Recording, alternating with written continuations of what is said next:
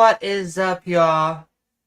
It has been a very, very cray week. It has been, I am just glad to be on.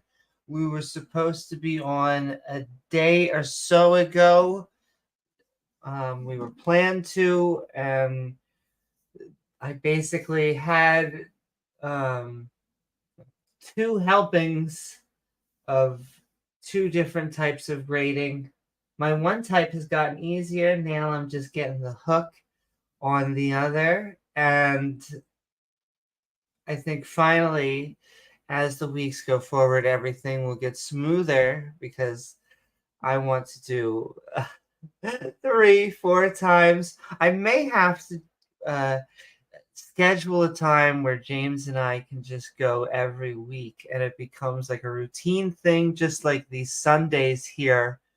Maybe we can figure out like a 7 o'clock Wednesday, just as we can continue to do. I want to do more midnight rantings. We should have probably done one on Saturday, and Saturday I spent all night as well catching up. I now understand why teachers used to say, I'm grading, but it's worth it.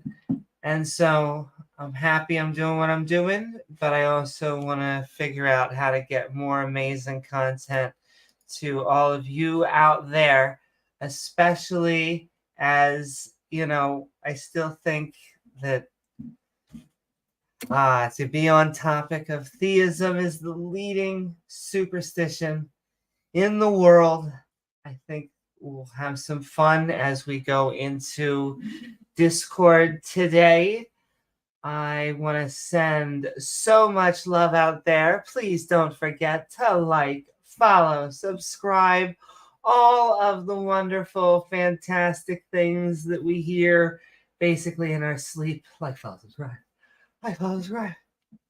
But yes, this is indeed the Theist Helpline for October 15th, but the topics, really the apologetics, have yet to come. We are going into the Theist Helpline Discord with the wonderful T-Jump and Ix. This was sponsored, created by Randolph Richardson and Taco. Both of them are amazing. And sending love to all of you out there. If you did like, follow, and subscribe, and hit that bell icon, it's really the only way that you gain access to. It tells YouTube, hey, I actually want to see this content. Because you'd think subscribing would just do that, but it's actually the bell icon. Wum. Anyway, it gives you access to live chat. Like, what is up? What is up, Maya? What is up, Captive Desk? And social. I'm getting it's like social. Charlie, what is up? What is up, Big Fang? And it's all I can do to get out of the one showing. Yeah, I know. It is. I'm starting to understand how much time is an asset. What I need to do is like figure out the nap schedule and figure out, because I have time during the day, but it's how you like separate out that time. It's a good point panicking about like the other half of the stuff that I should be doing. Woo, I got it right. That's right. And also, what is up, Shane Villowitz? Woohoo! As well as, woo, a member for 15 months, sending so much love. That's right. There are many ways that you can support the show. Some of them are not only sending super chats that we will send and show all about all the love, but how about membership with our evolving badge system that triggers creationists? Because, I don't know what it is about creationists, but, evolution has to be their proxy war, their Vietnam for God. Because really, they should just be arguing about God.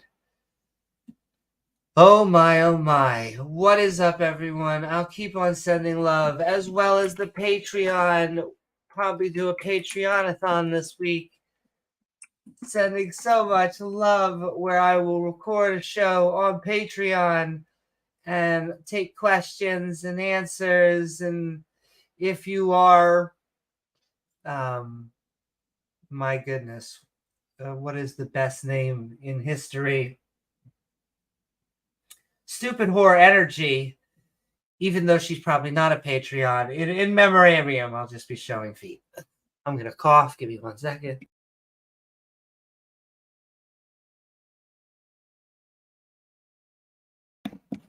I don't know if anyone likes the cough being blocked or if you want the ASMR coughing.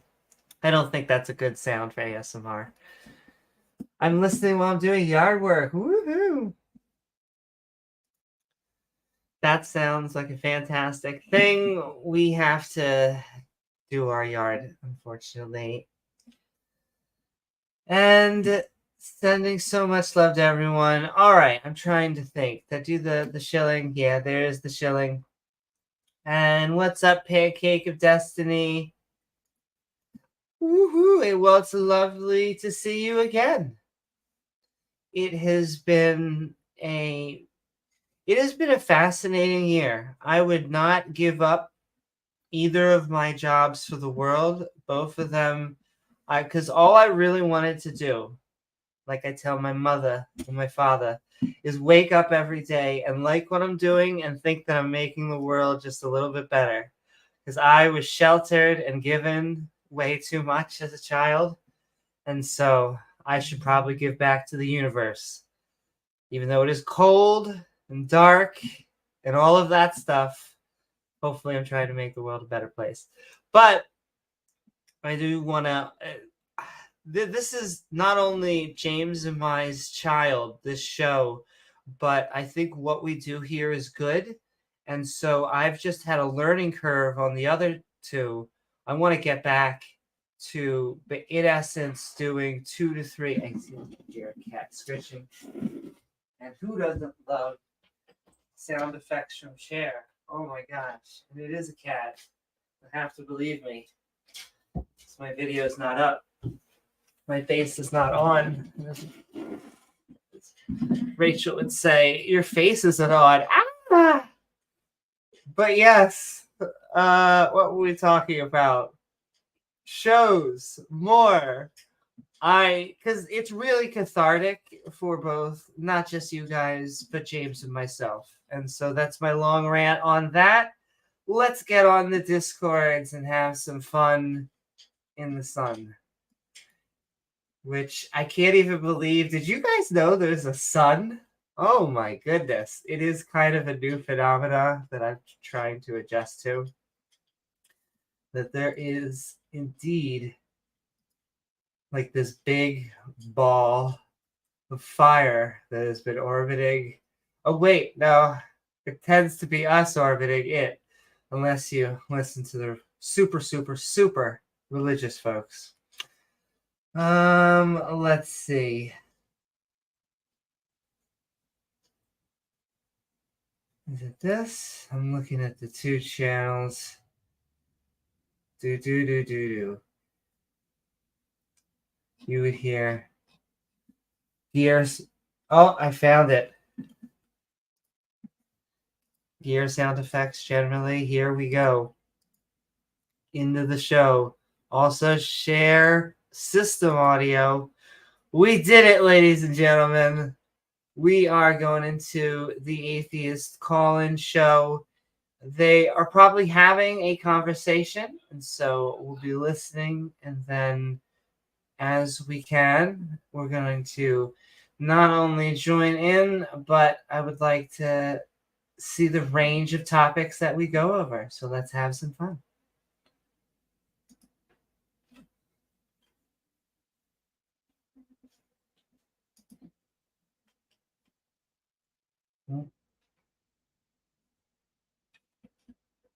And I just realized I may not have...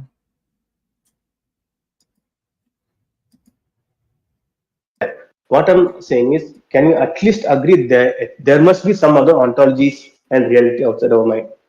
There we go. Because you It every doesn't. time you It doesn't. say It we Can doesn't you can must only guys be. believe hear? things. No, must be because evolution is not obliged to give us the perception to perceive the entire reality. So there must be Yeah. a reality That doesn't matter. outside our perception. They're literally solipsism is possible. Literally, your mind or my mind could be the only thing that exists, and it's just a figment of our imagination. There's no evolution. It's just a figment of our imagination. So I don't know anything you're saying right now. No, we have access to observable world. Okay, we can make claims about observing things.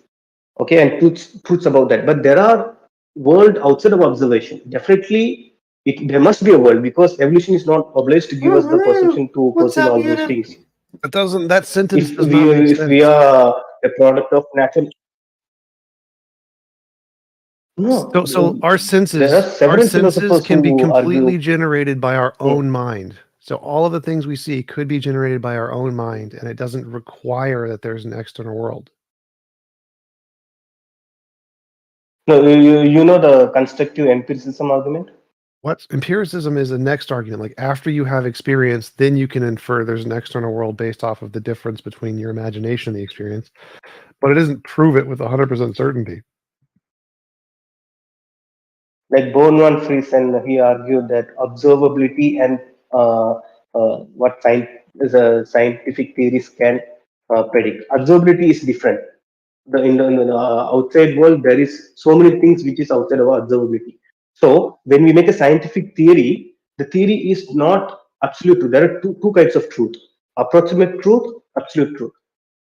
So, to come to a conclusion of absolute truth, we are totally dependent on logical, law of logics, like law of logical impossibilities, logical contradiction, and impossibility of the contrary. Only through those logical arguments we can come to a perfect truth. Through scientific induction, we can only come to a approximate truth. Do you agree there? Yeah. So certainty Because is so many logic and theories math, which and then probabilistic is science. So what? Yeah, I just want to like because in every video of so he was saying that whatever is proven via induction is the only truth to differentiate it from imagination Yeah. and with novel testable prediction. But many theories which has been proven with novel testable prediction have turned out to be false later. I've Yeah. taken That a doesn't list of matter. several scientific. Um, It doesn't matter. So like, so if that's the case, yeah. If that's the case, then pessimistic meta induction, according to that argument, they say if you prove certain theory turns out to be false, then those methods cannot be trusted anymore.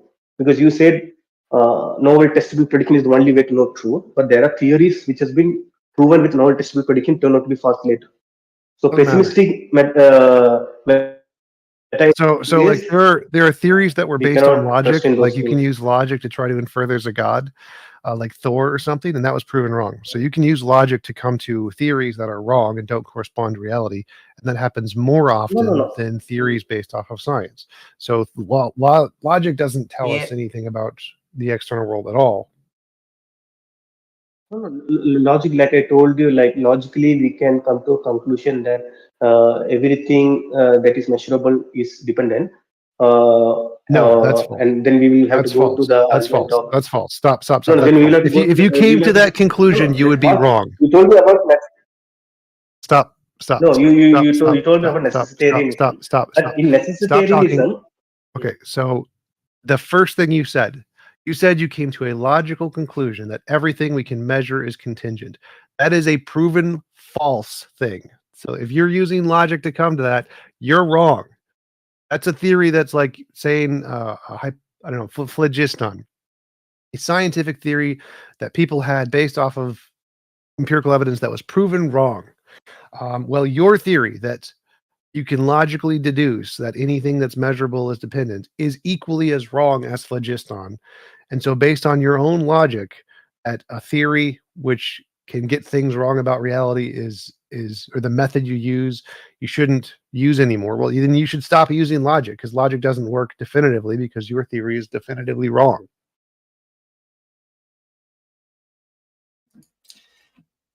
But King Embryo or Embryo, you're welcome to come up.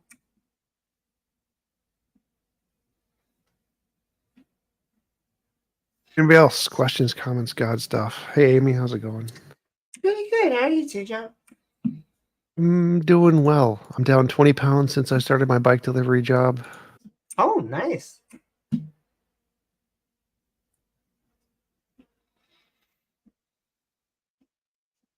Yeah, I've been doing the opposite, which is eating chocolate. I probably need to do more biking. Get a job at Jimmy John's. Oh, I like Jimmy John's. I like sandwiches. 60-second skeptic. Thank you for the super chat. Do you think the pattern of moral progress is moving forward in places like North Korea, or is that too narrow a lens for moral progress? Yeah, I think even in North Korea, moral progress is moving forward. Like the society in general of people in North Korea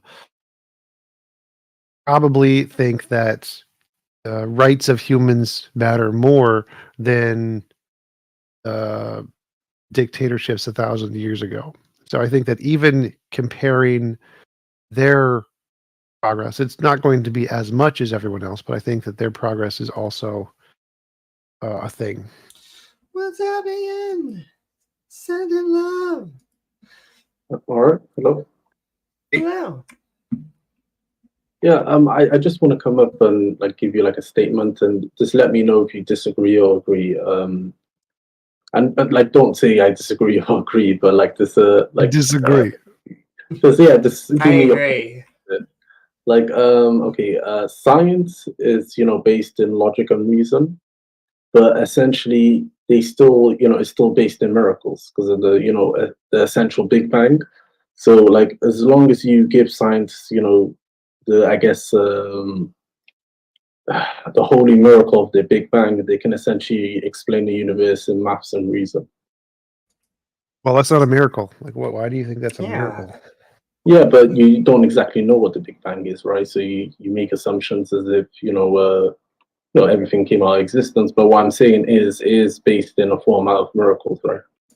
Well, no, not knowing something isn't a miracle. So not knowing how something Yeah. happened doesn't make it a miracle. Like there's lots of things we don't know. Well, How what does it make we don't know.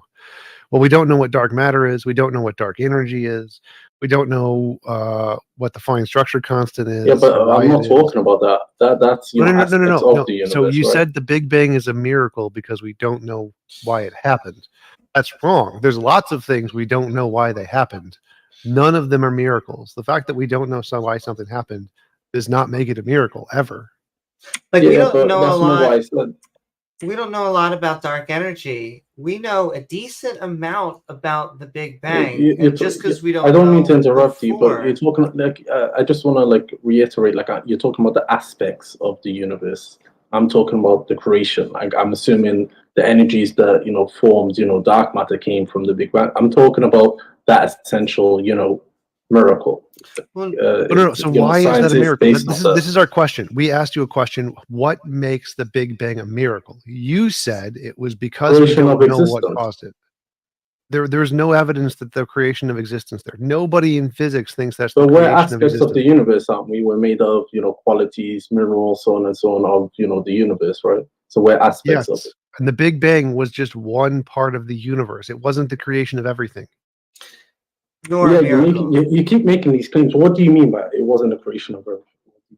There are things that existed prior to the Big Bang that created the Big Bang. They're called quantum fields, quantum foam. There is evidence of this. We've demonstrated with the Casimir effect. We know that there are things prior to the Big Bang. That's the consensus in every field of science. Nobody says the Big Bang is the creator of everything. That is literally like a central theory. It's a theory. No, that is literally a consensus. Yes, we do have evidence. Casimir effect. Yeah, what exactly is that? I literally just told you it. The Casimir effect. I literally just told you it. Yeah, I'm not a scientist, man. You don't need to get so angry with me. Can you? What exactly is that? it's an experiment that demonstrated that virtual particles exist and things can pop in and out of existence, which is how the Big Bang happened, which is one big virtual particle event. And I'm assuming throughout these experiments, they found evidence that this format could exist. Yes, it's an empirical thing we can do in a lab that can actually demonstrate they exist. Okay, given that experiment proved that, what exactly does that prove in the creation of the universe? It proves the process and methodology by which particles can come into existence with antiparticles, and that's how the Big Bang. That's what the Big Bang is: particles coming into existence. We also don't So believe where in a did creation like event. these particles come from? They just come from Vacuum energy, this vacuum energy. quantum fields, quantum foam. Yes, we've demonstrated this. So we have evidence. There's nothing about this is faith. Nothing about this is read a holy book and have beliefs. Nothing about this is gibberish. Everything about the Big Bang is empirically verified, and everything about the theories that explain the Big Bang is a combination of known, verified principles, laws, and methods in physics. None of this is comparable to a miracle. None of this is comparable to God. It's all better than every single religious belief ever invented. Yeah, but like, what exactly was there before the universe? Was it just a vacuum? Like, it's a lot of like Quantum assumptions field, you're putting Well, out. yeah, There's but same question. Assumptions are fine. None of it's faith. It's all better than religious beliefs. So religious belief, garbage. Faith, science, not faith. Yeah, that's not why I asked. You keep explaining that, this, like these two entities came together, smashed, and created a universe. But like, where exactly did they come from? Did they pre-exist in a vacuum, or? So if you want a basic primer on physics and virtual particles, you can Google it. It's fine. But your original question is science requires the faith of the Big Bang. So I proved that wrong. There was no faith in the Big Bang. And so that statement you made is wrong. And Well, like, I don't fully agree with you, obviously. But that question is silly because it's like asking when you're at the North Pole, well, where is more north than the North Pole? The answer is no. I don't think any question is politically, stupid. I think gaining knowledge is very important. But regardless, okay. But I'll show you why it's either a silly question or I would at least like the same response back is what caused God to exist? I don't know. I guess when AI gets similar intelligence, the Ness will probably question that. But like, regardless of that, when it comes to I'm sorry, questions, like, are we going to be able to even comprehend it? Are we even like prepared? Do we have the technology? Do we have the maths? The other forms of physics? I don't think we do. But do you think you can actually comprehend that answer? Yes, that's a very easy answer to comprehend. When people say we can't comprehend it, that's usually an excuse for their ideology being wrong. No, to fully understand the existence of God, I'm right. Because if we're talking about the existence of, like, I'm using the Abrahamic God, he exists out of time. Yes, it's fully easy to comprehend it. 100% easy. No, not even a problem. Okay, yeah, but what I'm saying is, seeing as we're aspects of the universe, we can only somewhat, comprehend the aspects of our this universe. is an excuse. This is an excuse theists make that says, "Oh no, we couldn't possibly understand it." That's what happens when people make up false ideologies and they want to make up excuses for why they can't give an actual answer. They just say, "Oh, it's impossible." Can you create a time machine for me? I don't need a time machine. I can understand Can you create one? I can understand can you just tell me how you create one? I do not need to create a time machine.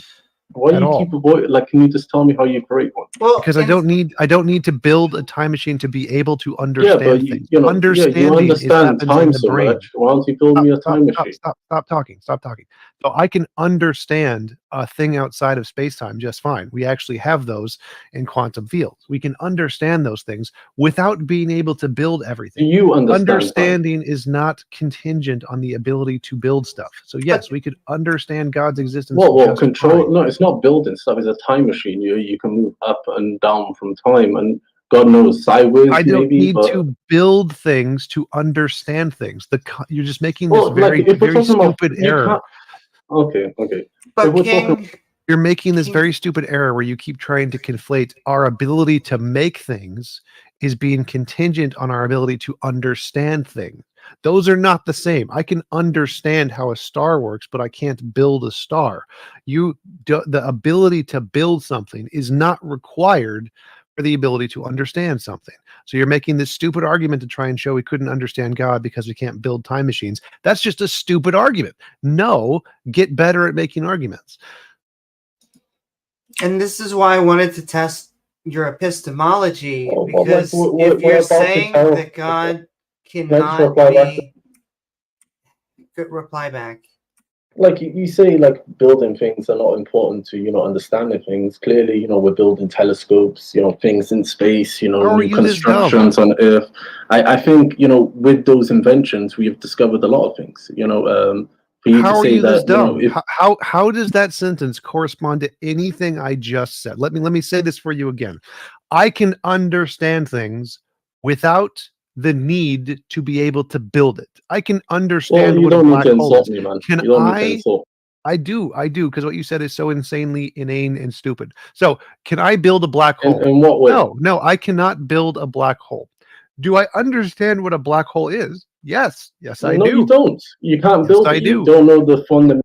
You're a dumbass. But, and this is what I wanted to get at, is that we don't have to know. It's all if you want to let it back up, and if you wanted to let it back up in chat, that's fine. Where is he down there?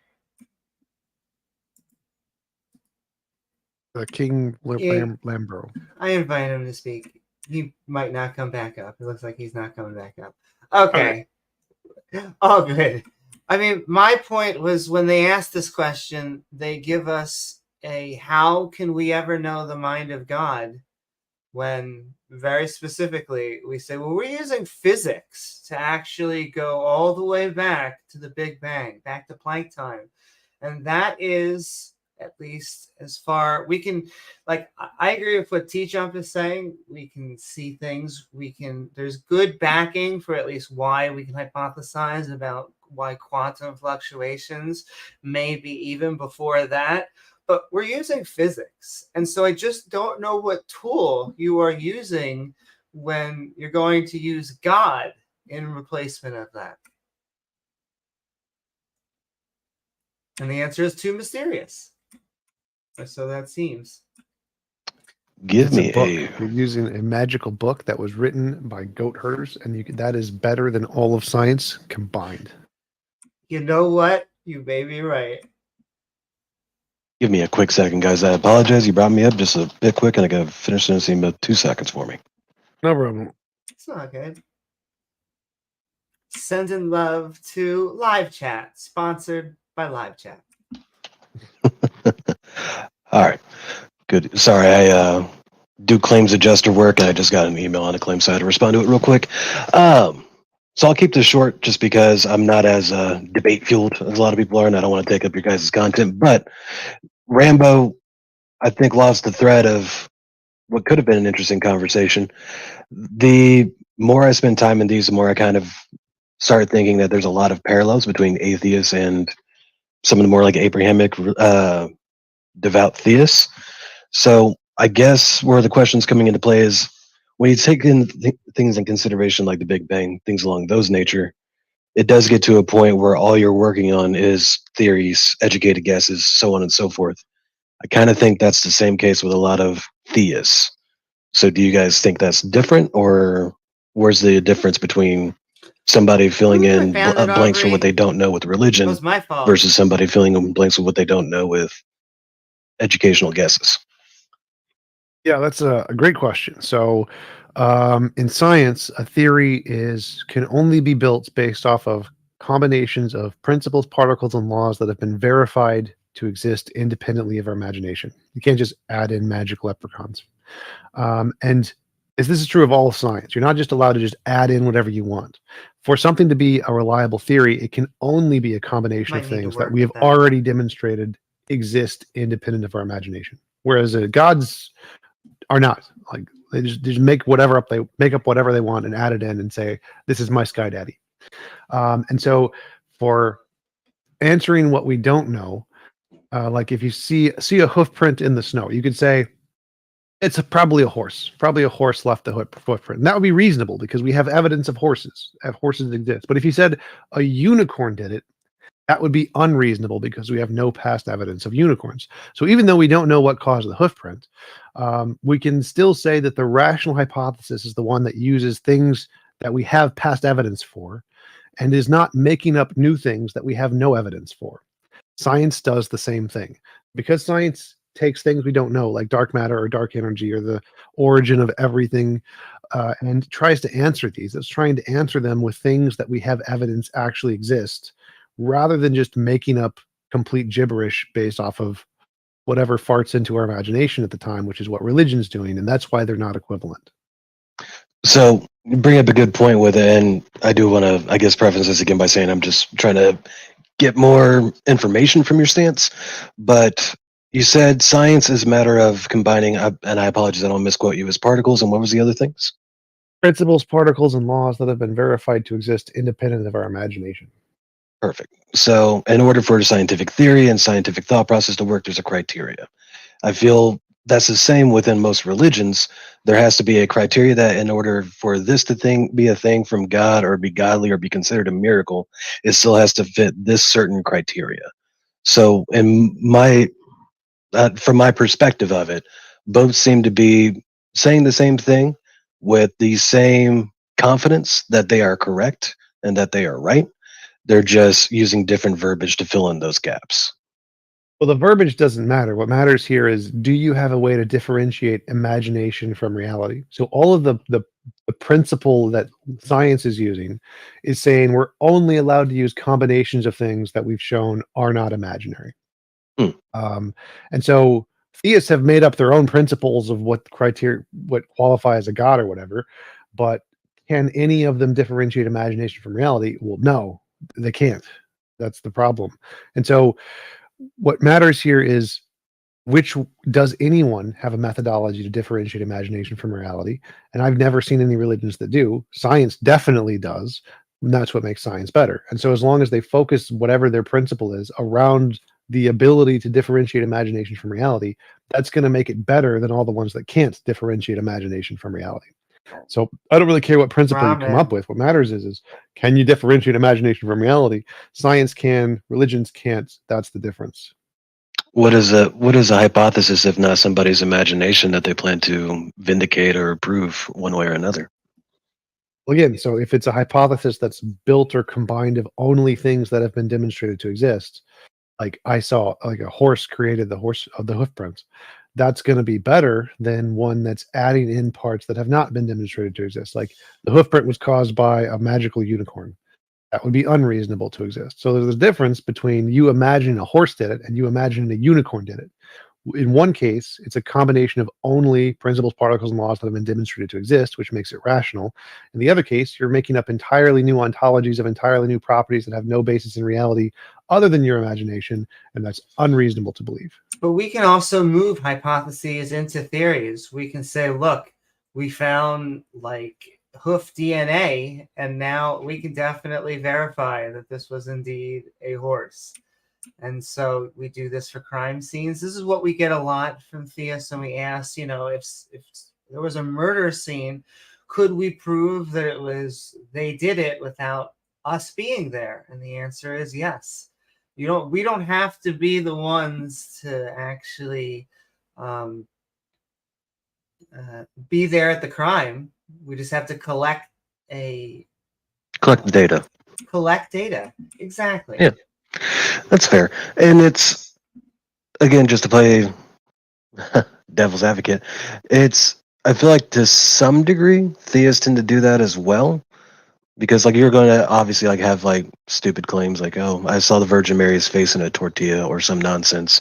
There's typically an investigation done into similar claims such as that to prove if it's just bullshit or if there's some kind of prevalence that they may chalk up to some kind of divine influence into it. So the processes are still there. It just, I don't know. To me, it does seem like, although neither side will ever want to admit it, there's a lot of parallels to be drawn between the hardcore atheists and hardcore Abrahamic theists. I don't think- see the parallel you're making there. So, like, yes, theists like try to investigate things like real demon possessions versus fake demon possessions. They try to identify real miracles versus fake miracles. Like, they have saints are supposed to do 2 or 3 miracles after death to become a saint or whatever. They have a made-up criteria that they have imagined that they use. The question is which ones can differentiate imagination from reality? Science is the only one that can. And so science is the only one that can make predictions about the future, about things we don't know and have never seen before, and get it right. No religious belief, no religious methodology has ever done that. And so we differentiate good, reasonable methodologies from garbage people farted into their brains that have no basis in reality, Can I, based by the ones that can predict the future and get it right. That's the difference. That's the difference between scientific methodologies, which have a strict criterion of what they're allowed, based off of only the things that can do that, and religious belief, which is based off of people's feelings and nothing else. if you're trying to say that atheists can be dogmatic too, then sure.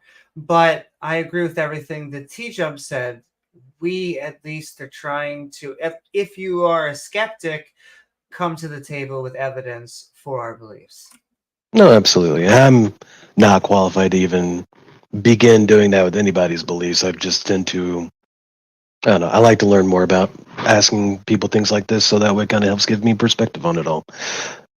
But that pretty much wraps that up for me. I really didn't have much else to go on. Like I said, don't want to take up all of your guys' content time, so I will yield the floor to the next person that wants to holler and scream and do all kinds of nonsense with you guys.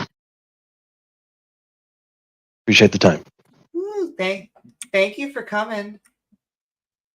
Discord friggin' shrinks the name, so all I see was D. But thank you, D.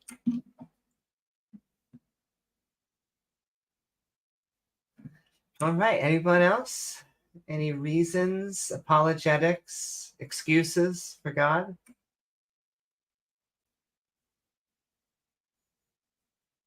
It sounded like such a scowl, but I really wanted to say it much nicer. Any reasons for God?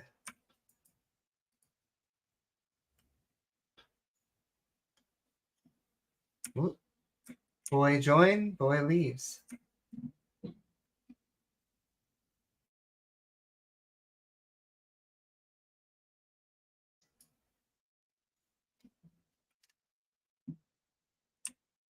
Just raise your hand and we can bring you up. And if not, then we're just going to assume that there are no theists any longer and that the world has finally become secular. Yes. All thanks to Amy. While I was gone, Amy Woo! converted everyone in the world. The secret was coffee. Who knew? Yeah. Yeah.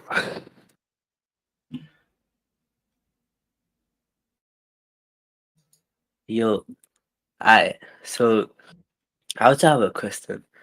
So we can just argue about God existing. So we could just Okay. argue for, like, for example, if like there are something called cause and effect, and do you think everything necessarily needs to like have a cause in order for the effect to go through? No. It's called a brute fact. If you Google the word brute fact, this is a thing in philosophy that they're uncaused things. Cause Yep. I think for only uncaused thing in this scenario would be something like God. So that's fine. Nope.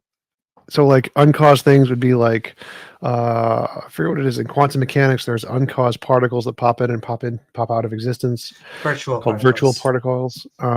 And those have been confirmed. Like there's a consensus in physics that these randomly occur. They're uncaused. Brute facts. Anything could be a brute fact that's uncaused. Doesn't need to be a God. So God is not an accepted hypothesis in physics or philosophy. And physics and philosophy both have uncaused things. Well, the problem here is that, like, you're talking about particles, and I agree for, like, in this scenario, if we are talking about particles, I'm like, if there's a creation of this universe and every particle within this universe, there must be a higher being who created everything, which is like why, I agree with a lot of conservation mass, of course, for that if atoms cannot be destroyed Why or does that need a created, but creator? Why none of that needs a creator? It can just exist on its own. Why Because would it the be universe created? because the universe will need a cause which created it, because it can't come No, it from nothing. doesn't. Because that would It be can just contradictory. be not created. It could be a not created thing. It could be not. Okay, so can you explain further? Or Yeah. So you don't think God was created, right? You think he's uncreated, right? I think it's a necessary being. So yeah. Yeah. So you can just have other things that are not created. So the universe could be not created. It's just the necessary being. Quantum fields could be uncreated. That could be the necessary being. So you think for universe came from nothing? No. Did God come from nothing? I think he created himself to come from something. He created himself. No, I think it's eternal. My fault. Yeah, I There think you it's go. eternal. There you go. So yeah, you can say the universe is eternal. The quantum fields are eternal. They are uncreated. They didn't create themselves. They didn't come from nothing. They are eternal. And that's more rational than believing in a God, because we actually have evidence those things exist. Okay, so what's your evidence?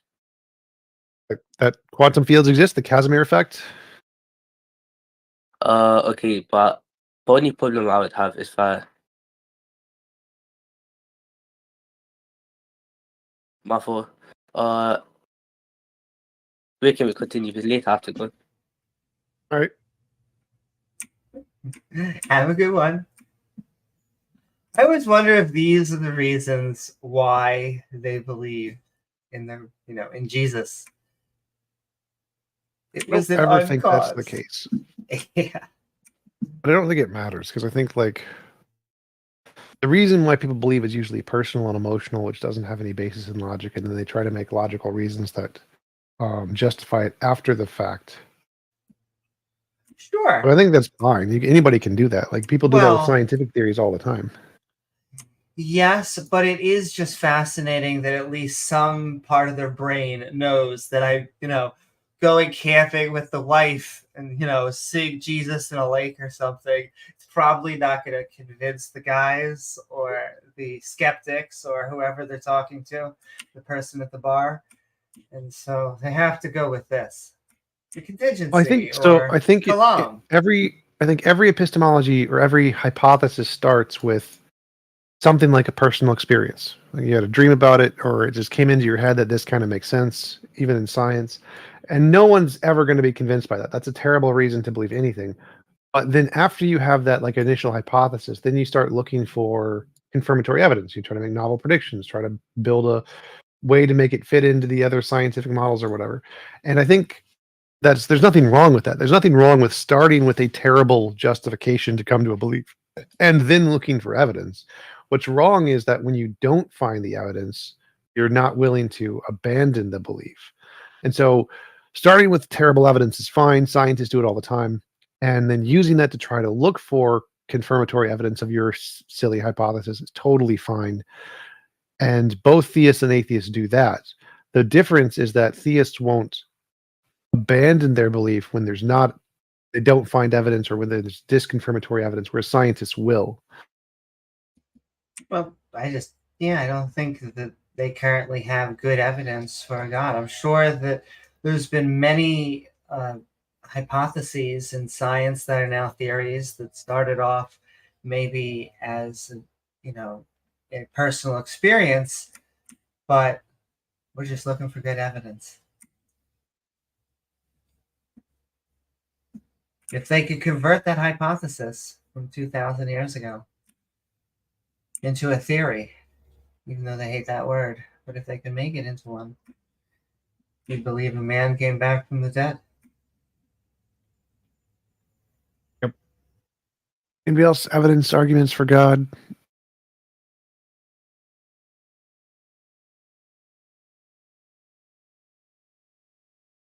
Yes, there could be a purple hippo. That is true. It is logically possible. Often get the, unicorns are real because rhinos are real. I think rhinos normally have like two horns, don't they? A bicorn. The double unicorn. I think it's bicorn.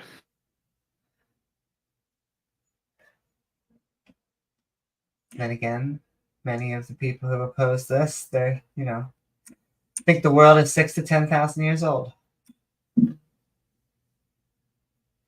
Come on, Theists. Come on and talk about God.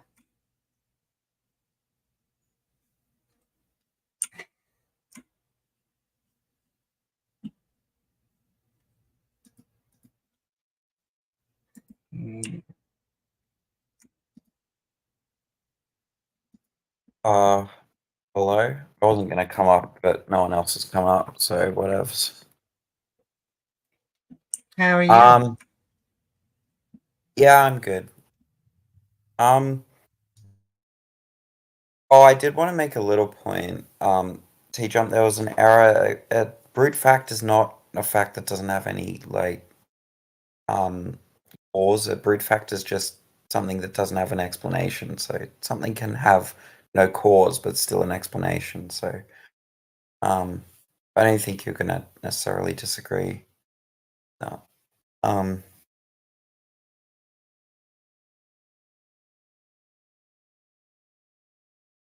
Is he here or not? He may have gone away for a second.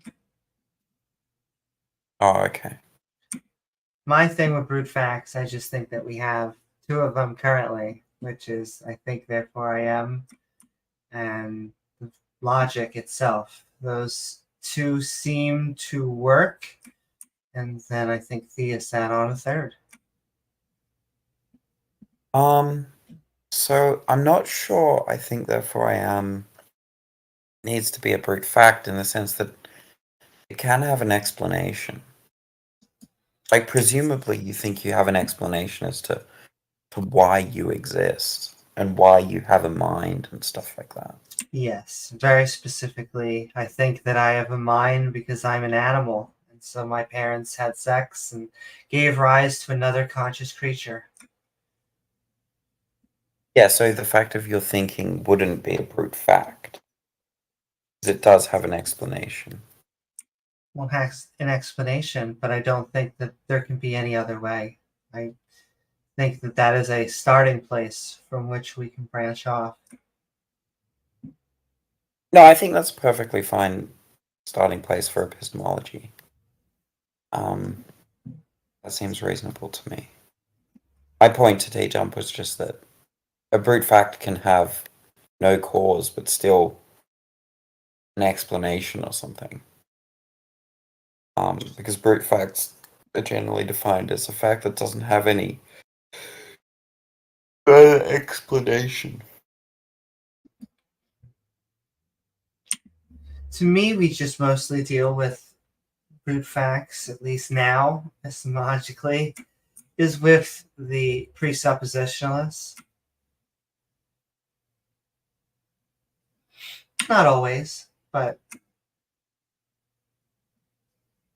because they seem to put God as a brute fact. And I know you're an agnostic, but Yeah. I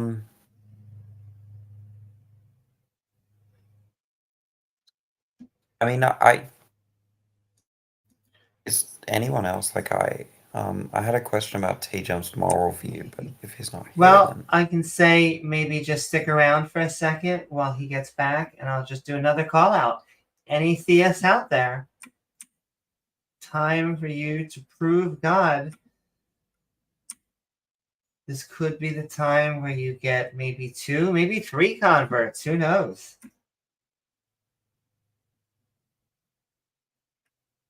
I'll anti-preach if you'd like. I just don't understand prophethood at all. Middlemen for God.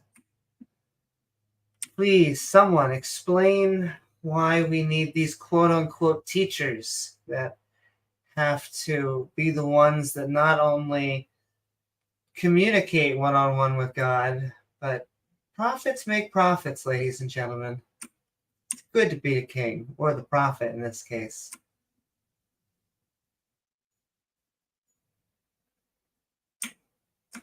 Then again, not good in Exhibit 1.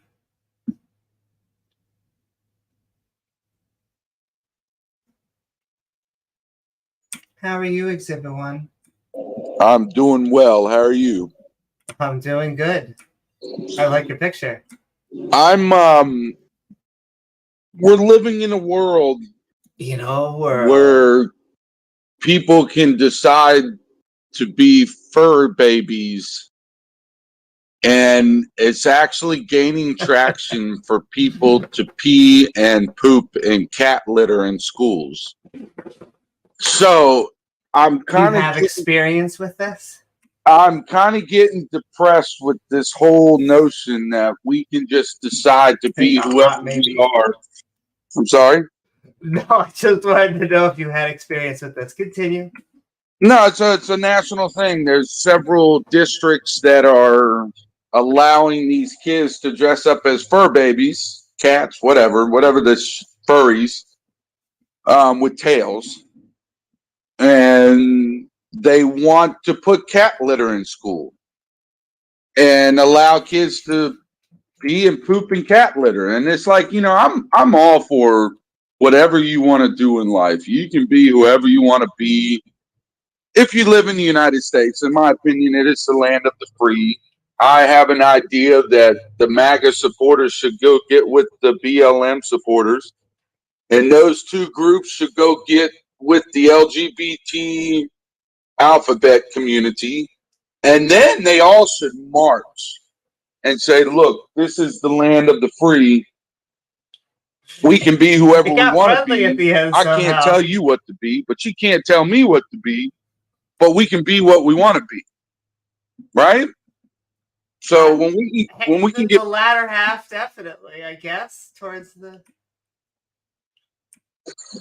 Well, I mean, you can be whatever you want to be. I mean, but there's a limit, right? Sure. Like when I go. But can I just point out that anytime I hear the someone please help the women and children, which was the very beginning.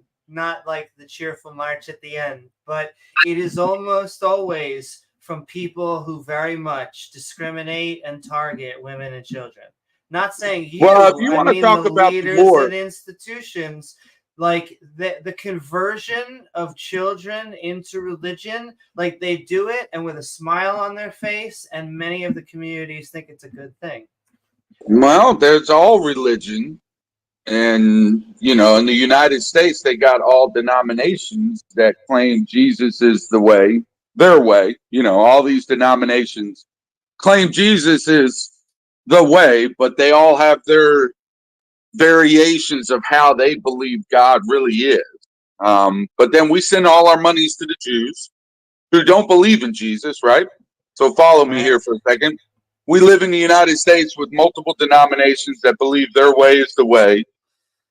And it's Jesus, all right? Of the money. Mostly. But then we are told to respect the Jews and give them all our money. And the Jews don't believe in Jesus. Is it all of the money? Well, meaning when I say money, I mean the United States funds both sides of the war, right? So, we can sit here and worry about religion. I'd rather worry about people dying. I'm tired of Hamas and Iran blowing up Israel. Israel knew they were going to get attacked. Egypt told them 3 days before they were attacked that they were going to get attacked. I mean, it is what it is. Let the Jews destroy Hamas.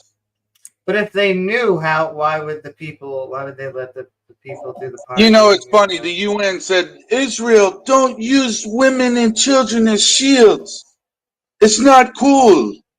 Don't use women as shields, the UN. What did Israel do? They killed 6 UN officials. You hear about that? What are you talking about? Did you hear about that? Israel, the other day, Shouldn't be laughing. killed 6 UN officials.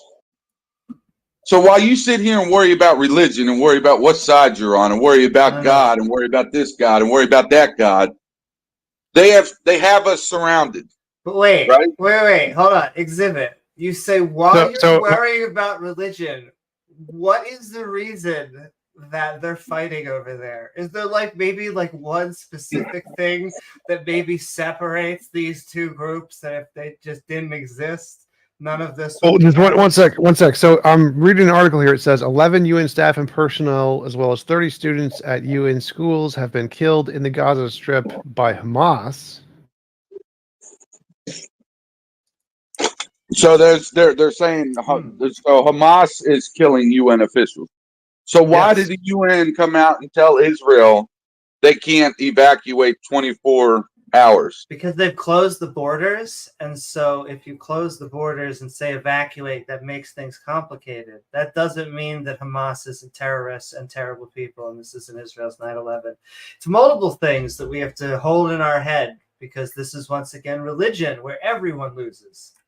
Well, we got the United States proven to fund both sides of this war, and I don't know if that rhetoric was meant. Where does the United States fund Hamas? I missed this part. Well, actually, in 2014, Obama sent them over $40 million. Hamas. Oh yeah, we just sent them $6 billion. Oh wait. Where? We froze it. What are you talking about? We froze it. Right. We froze it. So you believe all those optics, and you believe Israel? No one sent money to Hamas. Like, we send money to both Palestine and to Israel to support the people. We don't send it to Hamas. Like, what are you talking about? We didn't send money to Iran. I thought Iran supports Hamas.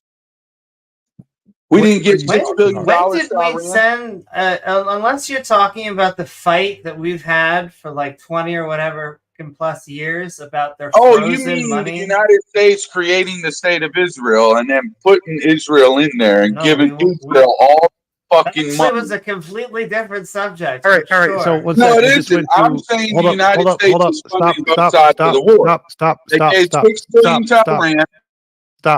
You're still muted for a second. So Biden's $6 billion burden, the State Department insists that none of the $6 billion recently released to Iran by the U.S. in a prisoner exchange was used to fund the Hamas attack in Israel.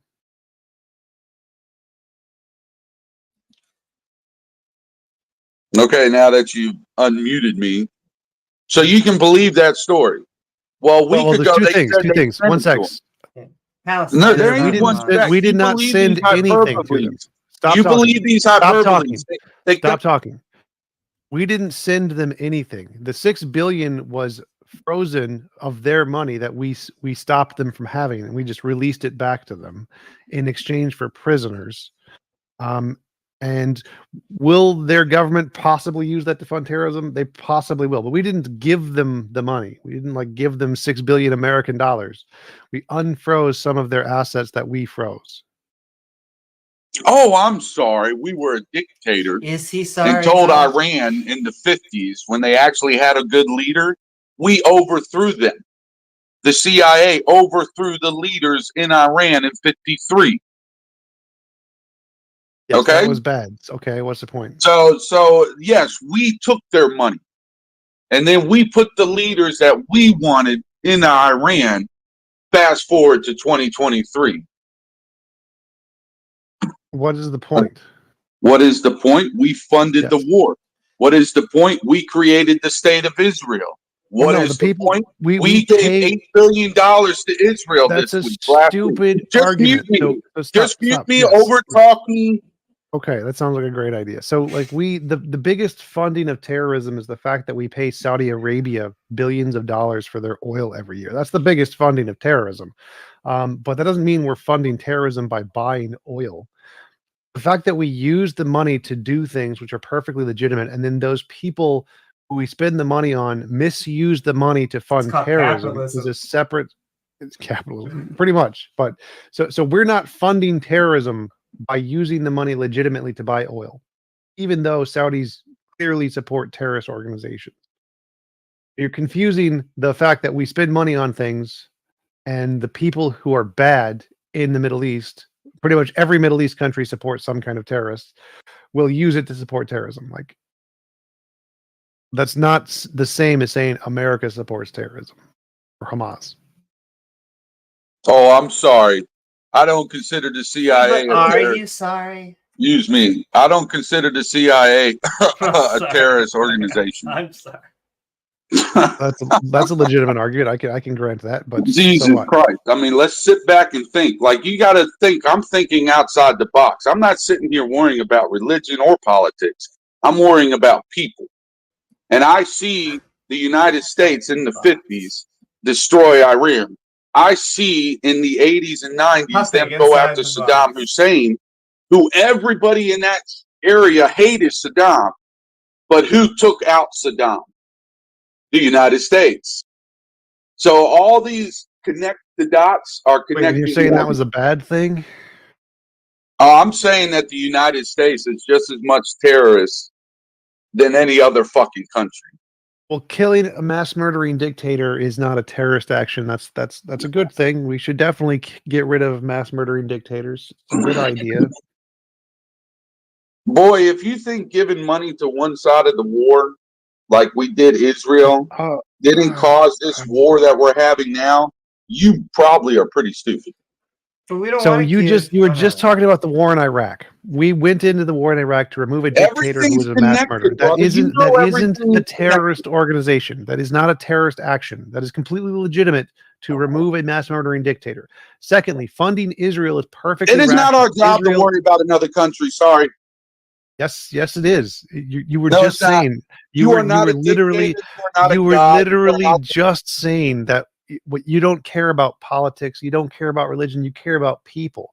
But now, as long as it's people in a different country, it's not our job to worry about those people in a different country. No, that's stupid.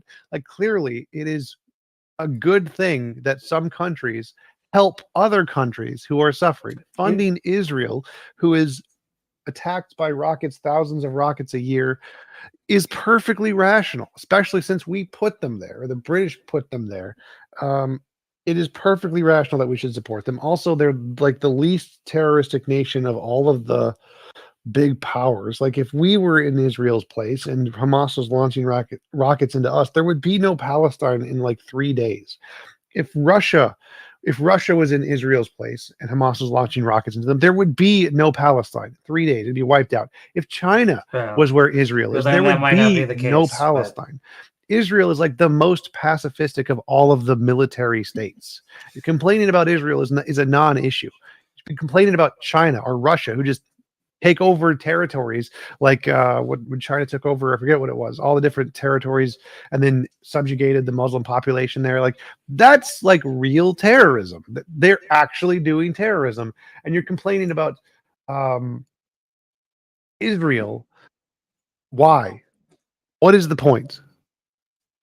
No, I appreciate how you can interrupt me and tell me to stop and then give a long, stupid ass monologue. Okay? Well, what is wrong with my monologue? Well, there's nothing wrong with the monologue, but you have something wrong with my monologue because you keep interrupting me and keep muting me and tell me I'm wrong and I'm this and I'm that. So there is something wrong with your. No, there's nothing wrong with my thinking. I'm tired of giving my taxpayer dollars over to Israel. I'm tired of it. Well, I'm tired of giving my taxpayer dollars to stop signs. I want all of my tax money to go to me. Billion. How much money did we give Ukraine? $100 fucking billion? Where is that? Give more. Where's Wait, Ukraine? I thought we were giving all the money to Israel. Now we have more money for Ukraine. This is fantastic. We're discovering money. But the point is that Israel is an ally, and Israel's not my ally. Well, I'm sorry. What have they done for me when I go over there? That's what allies are. What have they done to me as a Christian besides spit on me? We also want to protect the people of Palestine, and so we have to keep both of these two things in our head as we kick Hamas's ass. Ma'am, what has the Jews done other than spit on me because I'm a Christian? They provide us with lots of technological means. They provide us with lots of weaponry. They do lots of design for us. The Jews have the highest amount of Nobel Prizes of any demographic relative to population. Jews have done more for us than literally anybody else. Jews are the top. And then they spit on me when I come over there? They I don't care. Spit on you? Someone spit on you? I would spit on you too. I when I walk through Israel and they see a white Christian, They spit on me because I'm not. I don't Jewish care. Orthodox. How many Not times have every you Jew been to has to like Israel? you. I mean, I find that pretty disrespectful if they're man of God that they would even spit on somebody. Do What you kind think of the government? Do you think? despicable- Stop. like Stop. Hamas Do you is doing what stop, Hamas is stop, doing now? That's fucking stop, crazy. stop. Do you think that the U.S. government is sending money to that guy that spit on you? Is that how you think this works? When the government sends $100 billion to Israel, do you think they're like, we're going to give this money out to the people on the street who are spitting on you? That is the goal. That is what this money is for, to go to the people who are spitting on you on the streets, who live in a little shack. That's what we're spending this money on. No, there's other stuff like a government, like technology, like companies that are run by Jews and Israel. And those are the things we're supporting with that money. And so complaining that people on the streets don't respect you, therefore we shouldn't send money to them, is like going to Washington, D.C. and having a homeless guy yell at you and then blaming the government because there was a homeless guy and saying they're equivalent, and so you shouldn't support the White House because there's a homeless guy outside who yelled at you, and well, they're all just from Washington, therefore all Washington people hate you and we shouldn't give money to Washington. That's a stupid argument. I know, it's like block missiles because a prostitute somewhere on the side of the street spit on me. This is good, great logic. It's phenomenal Okay. logic. So are you telling me that the debt in the United States is not real then with the logic you just presented? How I don't follow how the logic I presented implies that the debt is not real. Well, because we're sending money over there. Yes, Even though we our are sending money to lots of places. Hey, you're We still send money to. interrupting me, dude. Are you Biden lover? I'm trying. Like, goddamn, dude. Like, let people talk and finish their I'm thought. trying to Or is that understand. your purpose? Is that the purpose? I don't understand your point. So yes, we send foreign aid. We send. You billions, can't understand my hundreds of point if you can't think about it long enough to fucking listen before you talk. That wasn't the coherent sentence. So like, Doesn't what is your fucking point? matter. You understood it. You knew what I What is meant. your point? I'm What is your tired of point? giving money overseas when our country's falling. Groceries are Okay, going. so you can move to a different country. Listen. I'm tired of our country falling, yet we have all this money to give to other countries. Doesn't make sense to me. I want to point out objectively, great. we're in the best of all scenarios so far. Like history, you can look back of all the genocide, murder, rape, all the lack of medicine, technology, all those things. We now have access to them, but we still bitch. Between Ohio and Mahi, there are 2,200 kids missing in just 1 year. Okay, so if you don't like the fact that we, do you think I give one fuck about? If you don't like the way America is running the country, you can leave, go to a different country. You can feel free to get up and move. You can move to Canada or Mexico or Venezuela. Go pick whichever country you think is running it correctly. Or you can try to vote in someone in office who doesn't give foreign aid. It's not going to happen because everybody else here wants foreign aid. And so the fact that you're unhappy with it, we really don't care about. This is our country, not your country. And so we're going to continue supporting a country that gives foreign aid because we Americans want to give foreign aid to people who are in need. And if you don't like that, you can get your ass up and move to a different country. There's lots of things we My need guy, improvement my on, guy, you but just let me know everything about you. You just let me know everything about you. Go ahead, Amy. You can finish. Well, there's lots of things that this country needs improvement on. The same can be said about every country. But just yelling like the sky is falling and just trying to say, I have connected the dots. They're all just working behind stage. No, they're just people. There's going to be people that have Muslim brothers and sisters. And so they're going to be saying, hey, please, we need to protect the people of Palestine. There are going to be brothers and sisters who are Jews, and they're going to say, hey, this is basically the 9/11 of our country. And so we have to come at it and see who's the actual asshole. In my opinion, from this, it's Hamas. We can separate it out, and we have to, politics is complicated. What can I say? But we don't need to pretend the sky is falling.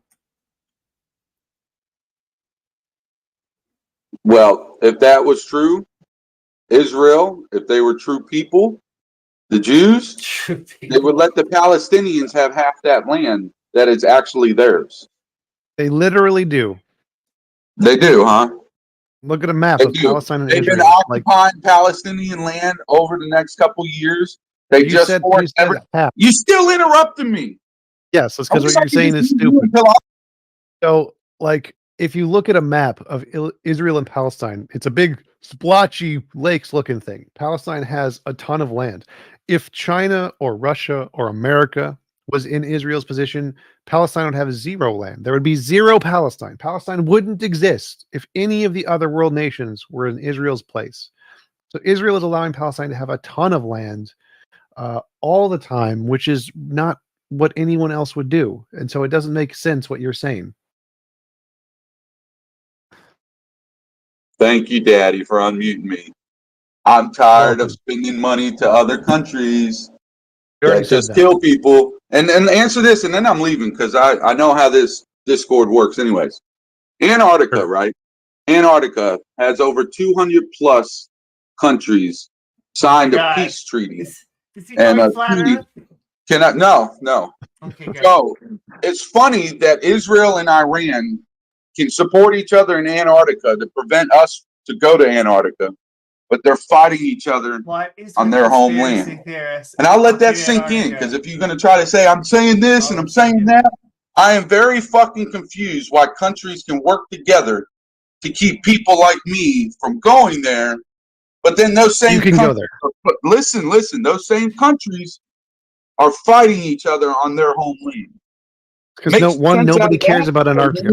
We can figure something out here, guys, and worry about fucking Israel blowing. Okay, so the answer is you can go to Antarctica. You can literally buy a ticket to go to Antarctica today. Google ticket to Antarctica. Nobody's stopping you from going there.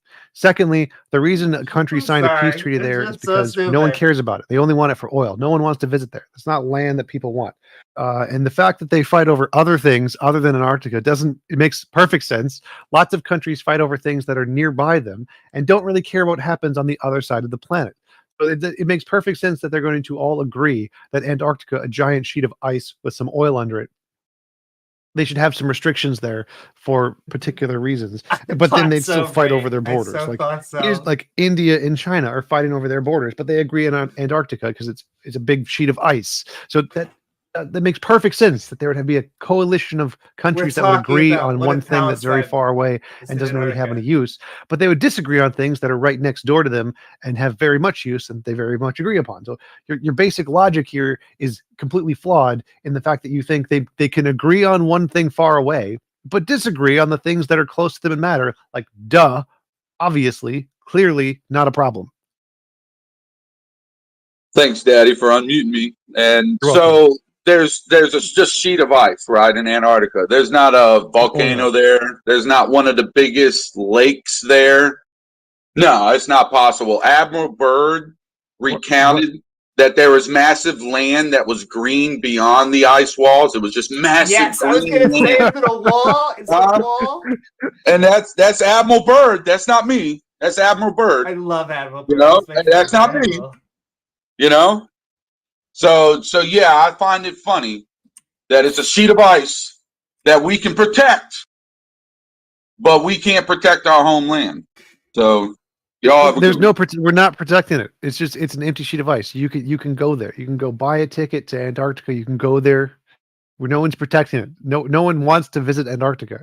That's why no one goes there. It's not because the governments have some big conspiracy to stop anybody. It's because it's a sheet of ice and nobody wants to go there. We have You can buy a ticket. also hired our expert Jon Snow on the case, so he is going to protect that ice wall. Yep.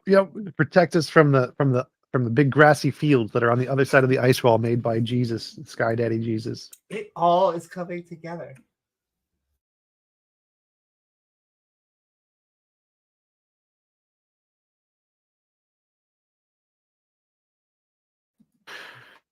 Anybody else? What is up, Moxie? Oh, Okay. Do you want to say something, Penguins? yeah, there was just like a little mistake you made with the person 2 times ago. Brute fact is I think you said it's something with no like cause or something. That's Yep. not quite right. A brute fact is just something without an explanation. But I don't think you're Yeah. necessarily So gonna that would be disagree. the same thing. I'm not sure what you think. There's a mistake there. So if there is a pineapple that exists What? and it has no explanation, then it was uncaused. Brute facts don't mean just we don't know what the explanation is. Brute fact means it No, it's literally not about has an no epistemic. explanation. No, it's not an epistemic point. The point is that a brute fact is just something without an explanation, No, not something without a cause. No, the cause would be an explanation. So if anything has a cause, it has an explanation. No, I agree that the cause might be an explanation. So ipso facto, the point if is it that doesn't have an explanation, then it also doesn't have a cause. yeah, that's fine, but something can have an explanation without having a cause. Something can What? explain something. Like you might a think that necessary something being or something? That's explains fine, but that doesn't something. matter. Look, this is just a trivial point. It's not like a big point. The point is that the definition of a brute fact is something without an explanation, not something without a cause. It's just like a Yes. little error. It doesn't really matter. There's no error there. So any cause is an explanation. Like all roses are flowers. All causes are explanations. And so if something doesn't have an explanation, it doesn't have a cause. Like if someone doesn't have a flower, they don't have a rose. Basic logic. So I'm happy for the sake of argument to grant that all causes are explanations. But I'm not happy to grant that all explanations are causes. Like you might think that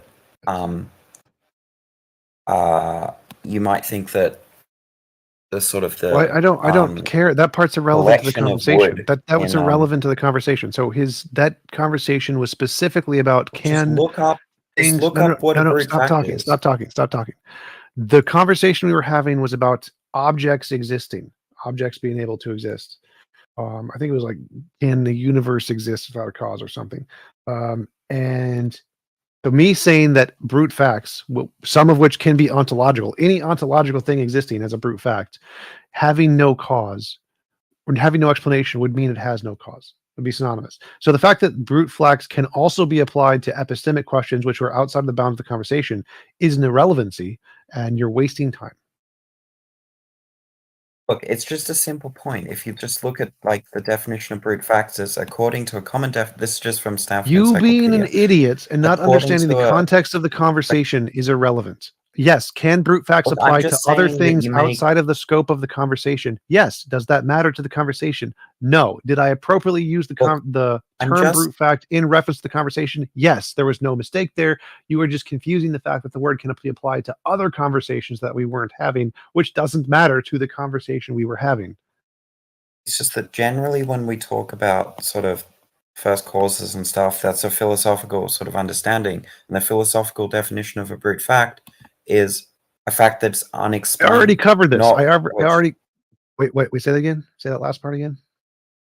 A brute fact, I'm just reading from the Stanford Encyclopedia. According to a common definition, a brute fact is a fact that is unexplained, i.e. a fact of which there is no explanation. On the question of how to characterize brute facts and a number of other issues. The common definition is not the academic definition. The academic definition is it has no explanation. This is an academic's. Fine, I'll look up another one. No, fine. It literally just said a common definition. And common I'll look usage definition. Look, fine. Okay. In contemporary philosophy, a brute fact is a fact that cannot be explained in terms of a deeper, more fundamental fact. Brute facts are facts that don't have explanations. Correct, which includes causes. Facts that don't have causes. Look, those are the same thing. All mistake. Why can't you? You're an idiot. You're a dumbass. In contemporary philosophy, a brute fact is a fact that cannot be explained in terms of a deeper, more fundamental fact. Idiot. Ludwig Furbeck, Understanding Brute Facts, Synthes 145. Go away. Hello, what's up? There are two main ways to explain something. Say what brought it about, or describe it in a more fundamental level. What brought it about is the cause, which means if it has no brute fact, if it's a brute fact, it has no cause. Idiot. Go ahead, Moxie. Hello. I just want to know if you have a stance on the personal identity. I guess. Do you have a stance on that? Or regarding what? I have Personal identity. Yeah. Personal identity gap. No. Just like I just want to know if you have a stance on it. If you're On like, what? I have personal identity. Yes. what makes you? I guess. Makes me me. My direct experience. Your direct experience. Like Yeah, I'm qualia? confused. Your quality. Qualia? What's the difference between my quality versus your quality? I guess. Well, presumably you're looking at a different computer screen than mine. Sorry, what is it about that experience looking at the computer screen? Like if I were to take someone else who was looking at the computer screen, would that still be you, I guess? Oh, so like if there's two people looking at the same computer screen, presumably there's different qualitative data going different sources, and the source location of the data. I'm lost. Why would we like? Well, assume that's that? not very So, hard. like, If there's two different conscious experiences looking at the same thing, they are separated by something, usually time or space or information processing. here. So, if you were to look at so I'm trying to think. Here. So, all the thing that makes you is just simply the time and place, right? So, do you think you become like a different person whenever you like move around? Sort of. Jesus. So like when brain cells die and repeat, you become a different person, sort of. But it's agree. irrelevant. Well, I don't think it's irrelevant. I think it's going to be necessary for the view. If you think, well, I don't know. Depending, it seems right now like you think like direct experience is something that makes it you. But here, I guess my issue with it is simply I don't know why just have like a parsimonious view and just say, well, there's no such thing as a self. Just seems to be weird. There is a self. There's definitively a self. Literally not the self, right? Like definitively a self. Myself is having a direct experience right now. I don't. Sorry. So you can have the intuition of there being a self. Just simply. There's no intuition. There's literally an experience that is occurring. That is an object that exists, and that is the self. I don't think the experience. Yeah, I don't think the experience just like it's something unique or something. Like someone, like, presumably, someone can have like the same experience, right? Just, they would like make you. It doesn't matter if there's another thing having the same experience somewhere else. Yeah, it does different matter. Self. Right? Not, wait, sorry. So here, I'm trying to find so here, what makes you is your direct experiences. Is that it? Is that all? Yes. So I have a direct experience. Okay. So if there's an experience, right, that makes you, I don't know why time would be relevant if someone is also having the exact same experience. Presumably, it would follow that, like, those people. This is not hard. This is not hard. Right, stop with your baby brain. Stop the baby brain. Stop the baby brain. So this is very simple. Law of identity. Law of indiscernibles. I am having an experience, and the factors of having this experience may entail lots of different things like time, space, and the cause, maybe a brain. I don't really care. But each experience is its own subjective self. And so if there's two experiences that are experiencing the exact same thing, they would still be different as long as they had some law of indiscernibles difference via time, via space, via location. I don't know. I don't care. But the only thing that's required for a self is a direct experience. Now, there may be other factors that must be different for different selves because they must have at least one difference for them to be different. But as long as it has the minimum requirement of it having an experience, it is a self. So that is the sufficient condition for a self is an experience. The necessary condition for a self is probably going to entail like location, time, and space, and a source of a brain or something. I don't care about any of that garbage. The minimum condition, the sufficient condition for self is a direct experience. That's it. So all that's required. I appreciate not you to like muting me for that. Like I'm asking you so simply, like it's not even like I'm trying to debate you, like debate bro. Like I'm just asking you like genuinely, like, okay, well, here. So if the minimal requirement is simply just having an experience, presumably there's something about that experience that seems to be like unique, this sort of like thisness, then the other like experiences that make someone else. Then I'm just trying to understand. Okay, what is it about this experience that makes it you that another experience wouldn't make them that. Because I understand maybe Right, like time, that space, part and could be location, right? that's the necessary condition part that I answered before. It could be any I number of agree. infinitely many things, and I don't care. So like it could be Yeah, space and time. It it's could be irrelevant if you care, right?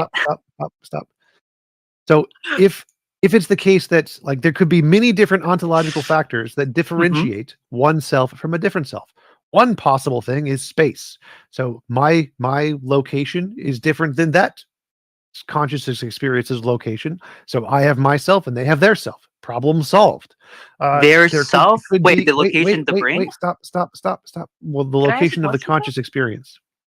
So Hey, the can I brain, ask- if the brain is the cause of the conscious experience, and they have a brain with a conscious experience, and I have a brain with conscious experience, and they're somehow not linked directly, then yes, those would be two independent selves. Here, then I'll just ask you. Okay, so what is it about the brain, right? Presumably, like we can, I don't know.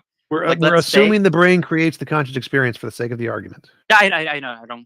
I'm not gonna like fight you on it. I'm just saying. Okay, well, then, yeah, then you would agree that I guess you'd say there isn't a persistent self, right? I wouldn't care, because that's independent of the argument. You asked what's the minimum requirement for the difference of a self. We can just assume there's I one asked you, point like, in what time. makes you. I think it's gonna be Yes. like relevant.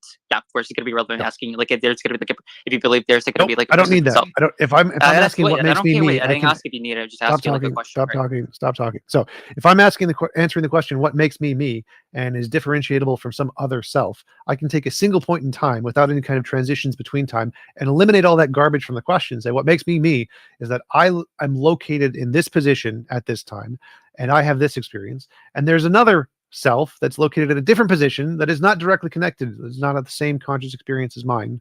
Therefore, there are two different selves. Your question's been answered. There is a self. Your entire worldview has been debunked. I don't need to worry about transitions in time yet. That's a different question. That's irrelevant. I can say there's a self. Say yes, there is a personal identity, and I don't need to go into transitions in time yet. Moxie, can I ask where you think the self comes from? Or is the I self don't illusion? think there's a self. I think people have intuition of it, and it's going to be like produced because it's like evolutionary, like needed. Like I think we have like this sort of like, oh, it's me, solely because it's like more better to protect our DNA than just like not having to sort of like I or something. So I think it's just more parsimonious, just not have like honorodic like no self theory. Are there different qualia experiences? Do different individuals have different I hold qualia? I hold qualia. I don't think qualia is necessary for like self.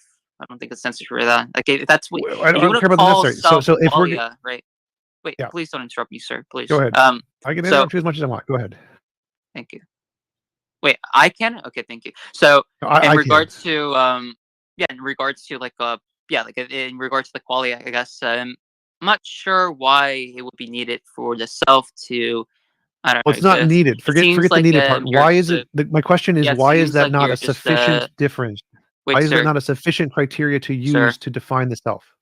Sir, like it's like it's like asking, okay, well, I hold the view that God is just like energy and vibes or something. Therefore, God exists or something. So your position is vibes and like energy or something. It seems like that's what you're doing. Like I'm not sure why we think like take qualia just mean like the self. I don't care. I'm just using the terms in that way. That's what I'm saying. So okay, muted. So my question is, why is that not a sufficient definition for differentiating the personal identity and a self?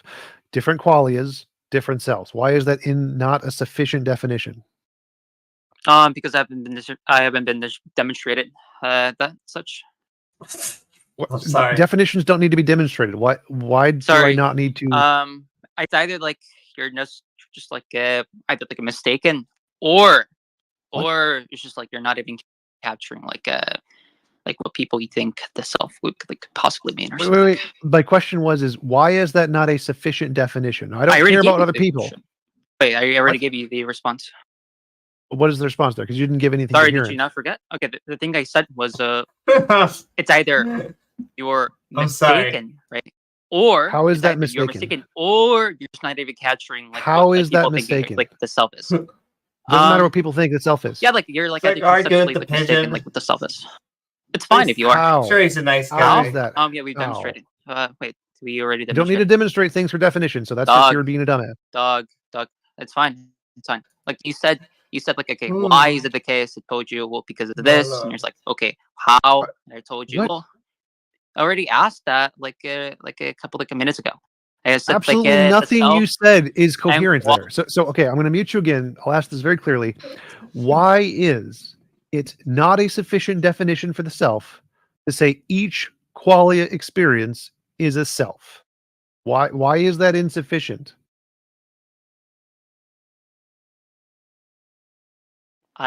Sorry, sir. Do you want okay, everyone in the audience.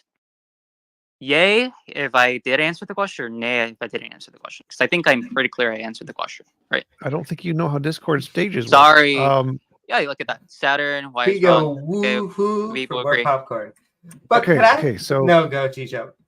Oh, never mind. You can go, Amy. I'm done with this. I debunked him already, so you can go ahead. Debunk, you're just like ask Well, questions. Fine. Consciousness seems to be an emergent property. It's taking in all of our senses. We I are agree. tying it together into something that we all colloquially call a self, as in we are these meat bags. When we're in line and someone says, hey, it's your turn, to go up and buy ice cream, we know who they're referring to as the self. I And agree. People can have the intuition, like wow, Amy is going to the store, and then like Amy responds, "Oh, I don't think I do. I don't think I went to the store today," or something. Like I understand that like people can have like some awareness of what the like self is, but the sort of like awareness or something is just gonna be something like is gonna be produced by evolution. Like I'm not sure why I should care about it. There's something like there's no truth about the matter of itself. Just something like we just have for the sake of just survival, I guess. Well, if you're saying it's not just one thing, I could be on board with that.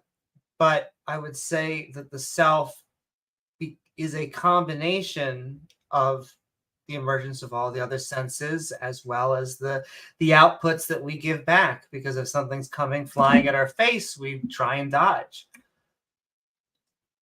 Try and dodge. Well, for that, I'm not sure. Then you're like discussing this stuff. You're just like it seems like you're protecting this sort of like body or something. And that point, like if you think the self is just a body or something, I'm just gonna ask you. Well, the body like cells over like 7 years like replace each other. Like are you like the same person from like when you're like a child versus like today or something? Clearly not, right? So it seems kind of like silly to say. Like I agree that there's like there's like a multitude of selves. Like there's like I think a video I saw about how someone did an experiment like cutting people's like brain in half or something, and then there's like Corpus callosum. Sure. what's up? There's corpus callosum. They're cutting the corpus callosum. That's the Yeah, experiment you're wait, talking did about. you saw the video? I'm very well educated in this field. Me too. It's fine. In regards to it seems like they found like there's like multiple selves that are trying to overtake or have like a control of it. And I think that's most likely true. My question is like it seems a little bit odd to just have like there's like multitude of selves and just have like a more simpler thing, simpler view. Just say, well, selves just not going to be like a real thing. Be useful fiction used to just I don't know engage with like ethics or and daily conversations, and that's about it. There's nothing like a truth about the matter. Sure, but just saying that if we were to separate the two hemispheres and they seem to be having different experiences on both sides of their body, I don't think that negates the self. I think what that says is that we can tinker with the emergence and then create completely different experiences.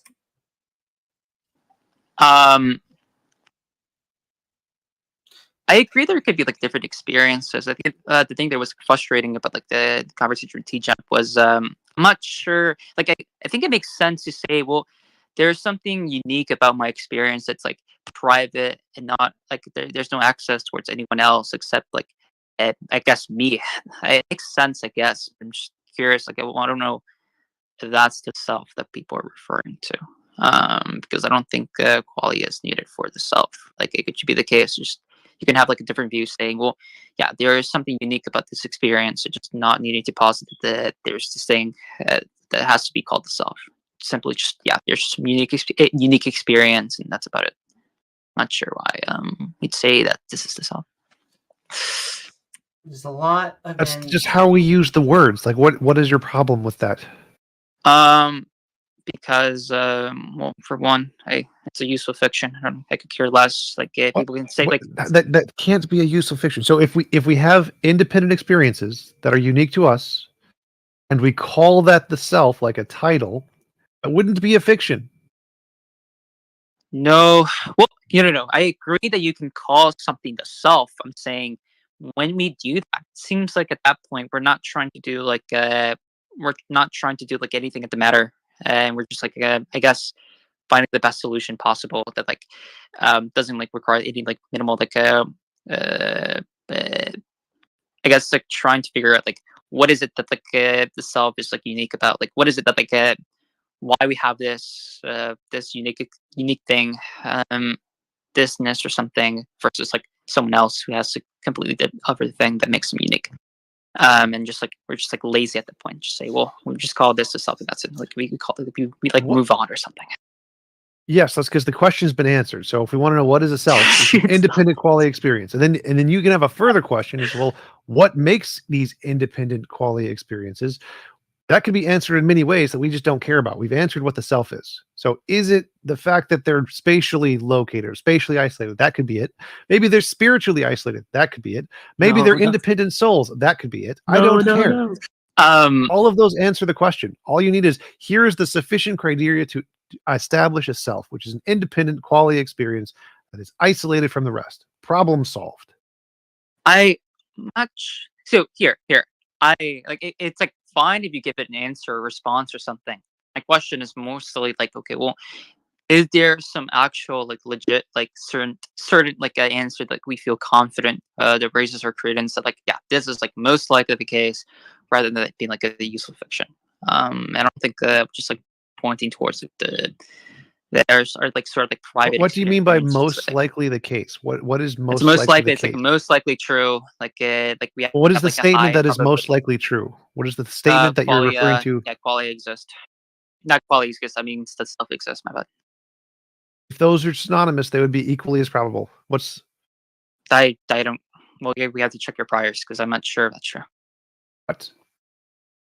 If I'm using the self to refer to qualia, then necessarily it would be true. What is the No? what is the I'm problem? saying like broad. Like I'm not saying about you. I'm saying like broadly within like philosophy, within the branch of like the study, like just like ontology, I guess. Well, in like, I'm not philosophy, sure there's a that- variety of usages for the self, referring to like past experience, individual desires, brain states. There's a whole bunch of different definitions of the self. There isn't an agreed upon definition of the self. It's some conglomeration of a whole bunch of different things. But the minimum criterion that every single one of them agrees upon is your quality experience. That's the minimum criterion. That's not true. Wait, is. do you have like a paper on it? I'm just curious, I guess. Do I have to- I- Because if there is Yes. a paper on it, then yeah, I'll go consider, I guess. But I'm not sure. Well, specifically on that point, but I'm not sure if that's the case. but my question is just what what's what up? level? Do you mean philosophically? Do you mean from a physical level? Because if you're on getting a doctor's checkup and they say, who are you here for? Someone else or self? Clearly, I think we all know what we're going to check in the box. And so on some level, you have to believe a self, or are you just conforming to the standards of the box? Or is that... I'm just saying. Well, that's why I said like originally. I think it's going to be like a useful fiction for like everyday conversations, like just saying I or yours or like your name or something. And people have like awareness, like, oh, this is supposed to be me or something. But there's nothing like anything deep about the matter. Just simply we have some awareness of what this is, but there isn't like a real thing about it. But it doesn't have to be deep. It's just an acknowledgement. Well, I'm over deep here. in the sense You're of like over there. there's some like something about there's something about that exists or something. I think that's what it means by deep. I guess I can understand if you're trying to come at. I know a lot of Eastern traditions try and come at it with you're trying to dissolve yourself, at least for a temporary time. But I think Yeah, that what's the up? self that we are talking about ultimately is a biological construct. There isn't anything that us standing between our eyes, that placement that we feel, that is a conjuring. However, the network of neurons that is going on within our brain to create that reaction, that is true and real. I agree. Our experiences are real. I'm a realist about qualia. I don't think it's an illusion or something. But no, I guess it's just gonna be like unironic, like a semantic dispute versus like, well, this is what I think the self is, and teacher's like, no, this is what I think the self is. It's like, well, I don't know, but no, I guess it's fine. I'll let everyone, I don't know, take my place or something. But I think the conversation was fun to jump in, maybe. But yeah, thank you. Have a good one. Have a good one, I guess. Thank you, Moxie. Thanks. Is he server muted? He is server muted. Go ahead. Okay, there we go. Hey, T-Jump, thanks for doing this. Love your videos. My question is, out of all of the scientific and I guess maybe even let's just stick with the scientific discoveries of like the recent modern era. Which one of them holds statistical significance that you feel most uncomfortable with? What? What scientific discovery that holds statistical? Oh, okay. Yeah. Randomness is a real force of nature. That one bothers me. Why? My brain prefers structure, and so the fact that there is an actual randomness bothers me greatly. I would like like it to be an apparent randomness where it's just some unknown thing that we haven't discovered yet. That is much more emotionally, I like it. And the fact that there is an actual randomness bothers me emotionally. I mean, like, what do you mean there's an actual randomness? Because when I think of randomness, I think of like a random number generator or something like that. And most of the random number generators I know of aren't actually random. Right. So when I mean random, I mean literally undetermined by any prior states of anything. So Okay, so then what absolutely processes 100% are you? So then what processes are you familiar with that are truly random? quantum processes. So this was discovered in quantum mechanics. The consensus is randomness is an irreducible, fundamental thing.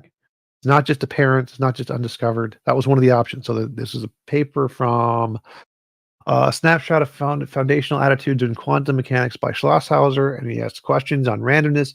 Is randomness only apparent? It was like, I don't know, 0%. I think 0%, 0.6% or something. And then is randomness fundamental and inherent in nature? Was like 60-something% of physicists. The consensus is randomness itself is a real thing where there's really undetermined stuff that actually happens, and that bothers me.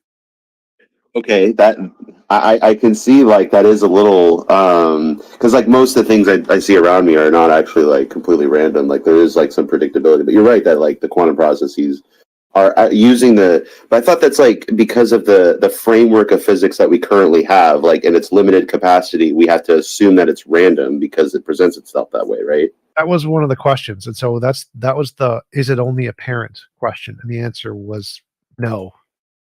Like, no one thinks that in physics. That is unsettling. Like what are the implications of that, do you think? Reality is weird. All right. Well, that was my only question. I'm going to look into that now. Thanks. Yep. Mm-hmm.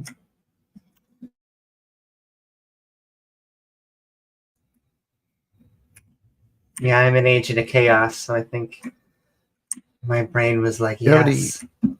Yep. You're like, yes, you're glad that there's randomness. But I Penguin, do you have understand. Yeah, what's up, Penguin? Do you have any non-pedantic questions? That'd be great.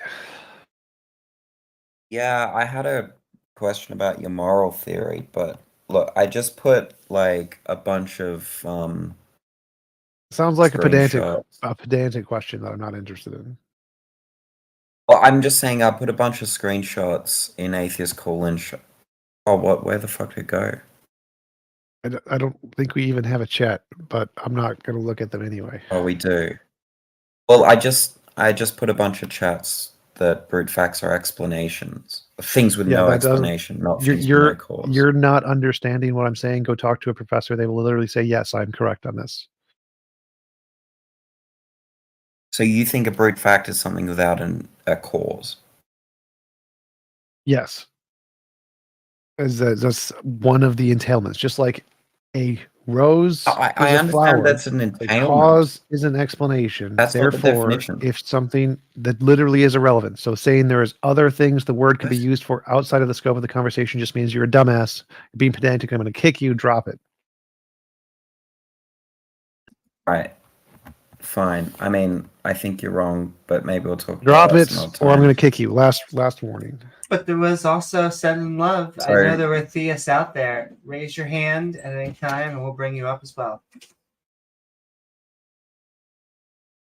So, am I correct in saying that you don't include oughts in your moral view? Yes. So, I Or guess just I'm- only hypothetical, not categorical. Yeah. So I guess like what is morality to you? Like morality Law of is physics. What's the law of physics? It's like an actual field. A field. Yeah. But So I'm the saying law like, would then okay, describe so how the there's field law of works. physics, but what are you trying to describe with morality?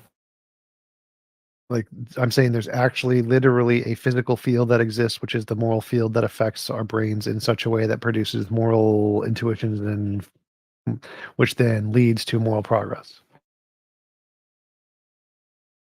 Right, but I'm saying that like a moral realist might say, like someone who believes that there's oughts, right, might say that morality is things that you ought to do, right? I'm asking you don't accept that view of morality. So what is Yes, because that's stupid. So I think morality, like everything, is a thing that exists. Like gravity is a thing that exists. And what is it caused by? It's caused by a field. And so morality is caused by a field. It's not hard. This is very easy to Right, but understand.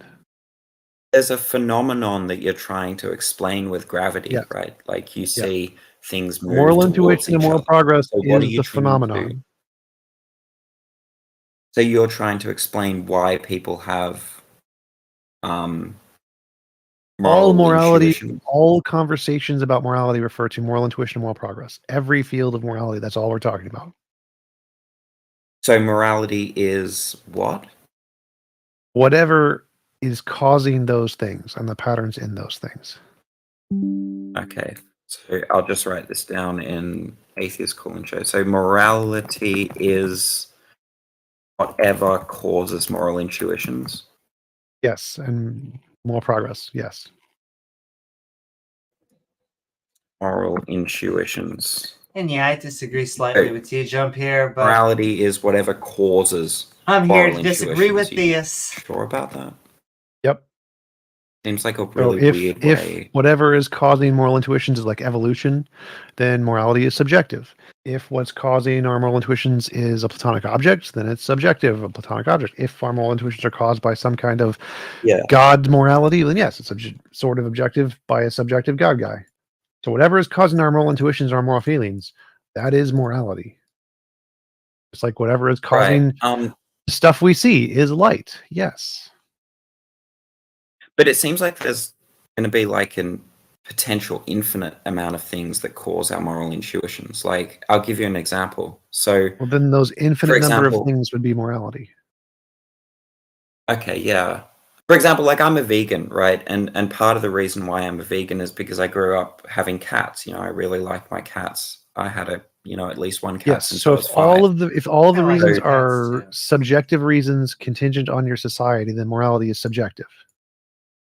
Right, but I'm saying that my cats did cause at least some of my moral intuitions. Yes, so if Like, the you cause don't is subjective disagree with that, societal right? things, it's subjective. I would say no, it's caused by the moral law of physics, and that supersedes everything else.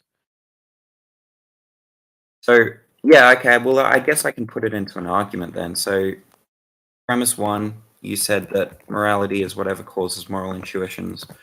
Premise 2, my cats cause my moral intuitions. No, your Conclusion, cats my would not cats' cause your moral morality. intuitions there. No, that would be false. So your cats cause some kind of stimulus in your brain, and your brain would then cause your moral intuitions. So your cats didn't cause Oh, okay, anything. so my brain causes my moral intuitions. Is that what you're It's saying? then caused by like evolution, and so you could say evolution caused your moral intuition, in which case I think morality would be that's what subjective. James is too. I'm a So, situationalist. Are you Woo! saying that my I like brain 'em all. causes my moral intuitions? In your arguments, Just not your theistic brain, morality. which is probably a product of evolution, given your argument, is what causes your moral intuitions derived by the cat.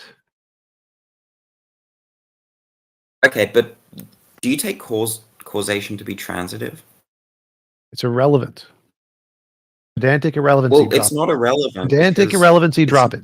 I'm not going to warn you again. Pedantic irrelevancy, drop it. So there are several courses, lines of reasoning you could do here. I'll One just is say that I'm going to say that every time because I'm tired of your pedantic nonsense. So I'm just going to cut you off whenever you're doing pedantic nonsense. We're going to go back to the actual conversation. So there are several lines of reasoning you can take here. If you think the origin of moral intuitions in humans is an evolutionary byproduct that causes us to like cuddly things like cats, then the origin of our moral intuitions would be evolution. That would be the cause of evolution or morality.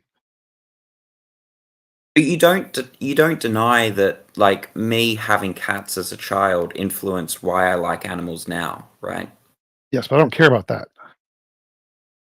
Wait, you said morality is whatever causes my moral intuitions. My cats did. Cats did not some cause sense, your cause moral my moral- intuitions. No, they did not in any What? sense cause your moral intuitions. What caused your moral intuitions was your brain, and your brain processes cats in such a way that it gives you moral intuitions. So what caused your moral intuitions in that case was 100% evolution, or your brain, not your cats. Okay, so I'm just gonna write an argument. My brain. Stop writing arguments. It's a waste of time. So premise 1 is morality is whatever causes moral intuitions. That's what you agreed at the start. Yep, Premise that 2, is my true. brain causes my moral intuitions. Conclusion, my brain is morality. So which premise Sort do of. you I deny? would say your brain was caused by evolution, and so evolution would be in that case. But Not too far yes, from my moral system. So are you denying premise Consciousness, 2? biology sort of. sets the game anyway. That's So not you're true. denying that my The brain metrics. causes my moral intuitions. Well, your brain was caused by something else, and so the way your brain is does cause moral intuitions in the subjectivist view. But your brain was caused by evolution, so there would be a further cause. So evolution is morality now? In the view you're presenting, yes. In my I'm view, asking no. In about my view, your it's a view. law of physics. In my view, evolution is irrelevant. I'm Evolution asking about follows- your view. In my view, it's a law of But physics. look, I've already answered wait. that. Wait, just hold on a second. Just slow down. Look, I asked you, you agreed with premise 1, right? Premise 1 is just morality is whatever causes moral intuition. Okay, next. Every rational brain has understood what I've said. It needs no further explanation. If you don't get it, you're dumbass. Next.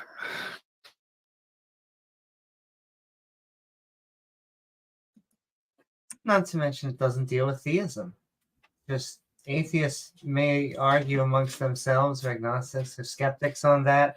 I'm going to keep on saying it. Theistic morality, not morality. Yep. Not good morality. Yep. So just to clarify, my position is whatever is causing the phenomenon of morality, moral intuition, and moral progress is morality. If it's caused purely by evolution or purely by society, then it's subjective morality. If it's caused by a platonic object, it's platonic morality. If it's caused by a law of physics, then that's my morality. Very easy to understand. Very, very easy. Be a Christian to talk on this? Yep, go for it. Get on here. Well, I mean, I'm not a Christian. I'm an agnostic, but I think I disagree with your argument. Okay. A little What bit. do you disagree So, with? just possibly, I don't know. I just say you're describing it morality as a law. How so? Well, so my view is that morality is like gravity. There's another field we haven't discovered yet, which is the moral field, and it causes our moral intuitions and moral progress to go in a particular direction. Then, in contradiction of this, but I'm assuming you've probably been told this hundreds of times. So, like, how would you explain it to something like the Taiping Rebellion? Like, billion, like, I think, what, like 100 million were killed or something like that? A lot of them were innocents, a lot of them civilians. Like, more or less a genocide of Chinese against China. Same way we look at anything. So the fact that there are shifts up and down, as long as the trend is going in the same direction, then that's evidence of your hypothesis. You don't need literally every single data point to go in the exact same direction. There can be ups and downs in a data point, like global warming. The temperature goes up, the temperature goes down. Does that mean there's no global warming? No, because the trend is all going in the same direction. So simply saying that, but there's snow, therefore there's no global warming is a stupid argument. Similarly to saying, but people murder people, therefore there's no objective morality. It's not analogous to what I was saying. It is. It's literally analogous. Well, so my okay, view, maybe the important part here is how are you defining the stop. So my view is that there is moral progress, meaning that all of society is becoming more moral over time. Sure. Just like temperature, global warming, things are getting hotter over time. And so if I wanted to say, well, maybe what would be a counter argument to say that, well, winter, it snows to the global warming argument? Well, no, because the point is that the trend is getting warming. The fact that during some seasons there is a down going, the temperature goes down. It's not a counter argument to the overall temperature going up for the globe. And similarly, if moral progress is getting better for everyone, the fact that there are certain Still times lots where of it goes bad down in things certain going on. locations, would that be a counter argument to the position that all morality of all humans or all conscious agents is increasing over time? Well, no, it would be equally as stupid. Okay. So I think, again, like I said, the fundamental misunderstanding here is possibly how you're defining law. And I think the way you're defining law is like in a physics term, and I think that's completely inappropriate. Whereas you could say that the majority of society is moving in a more progressive direction. I think that is just a byproduct of the fact that there are situational aspects of living in a more progressive society that make people more happy and make society proliferate easier. Whereas in non-moral societies and non-progressive societies, it just seems to be the case that they just go through trends, which, like you say, are that's actually a trend of immorality. Wouldn't it be like you say a trend of morality? No, that's wrong. So actually, in the worst, please finish my point, please. You keep interrupting. Oh, bye-bye. So, in all societies, everywhere in the world, the trend is doing the same, regardless of whether they're progressive or not. So it doesn't make a difference. In every society, as technology and intellectual knowledge grow, you get moral progress.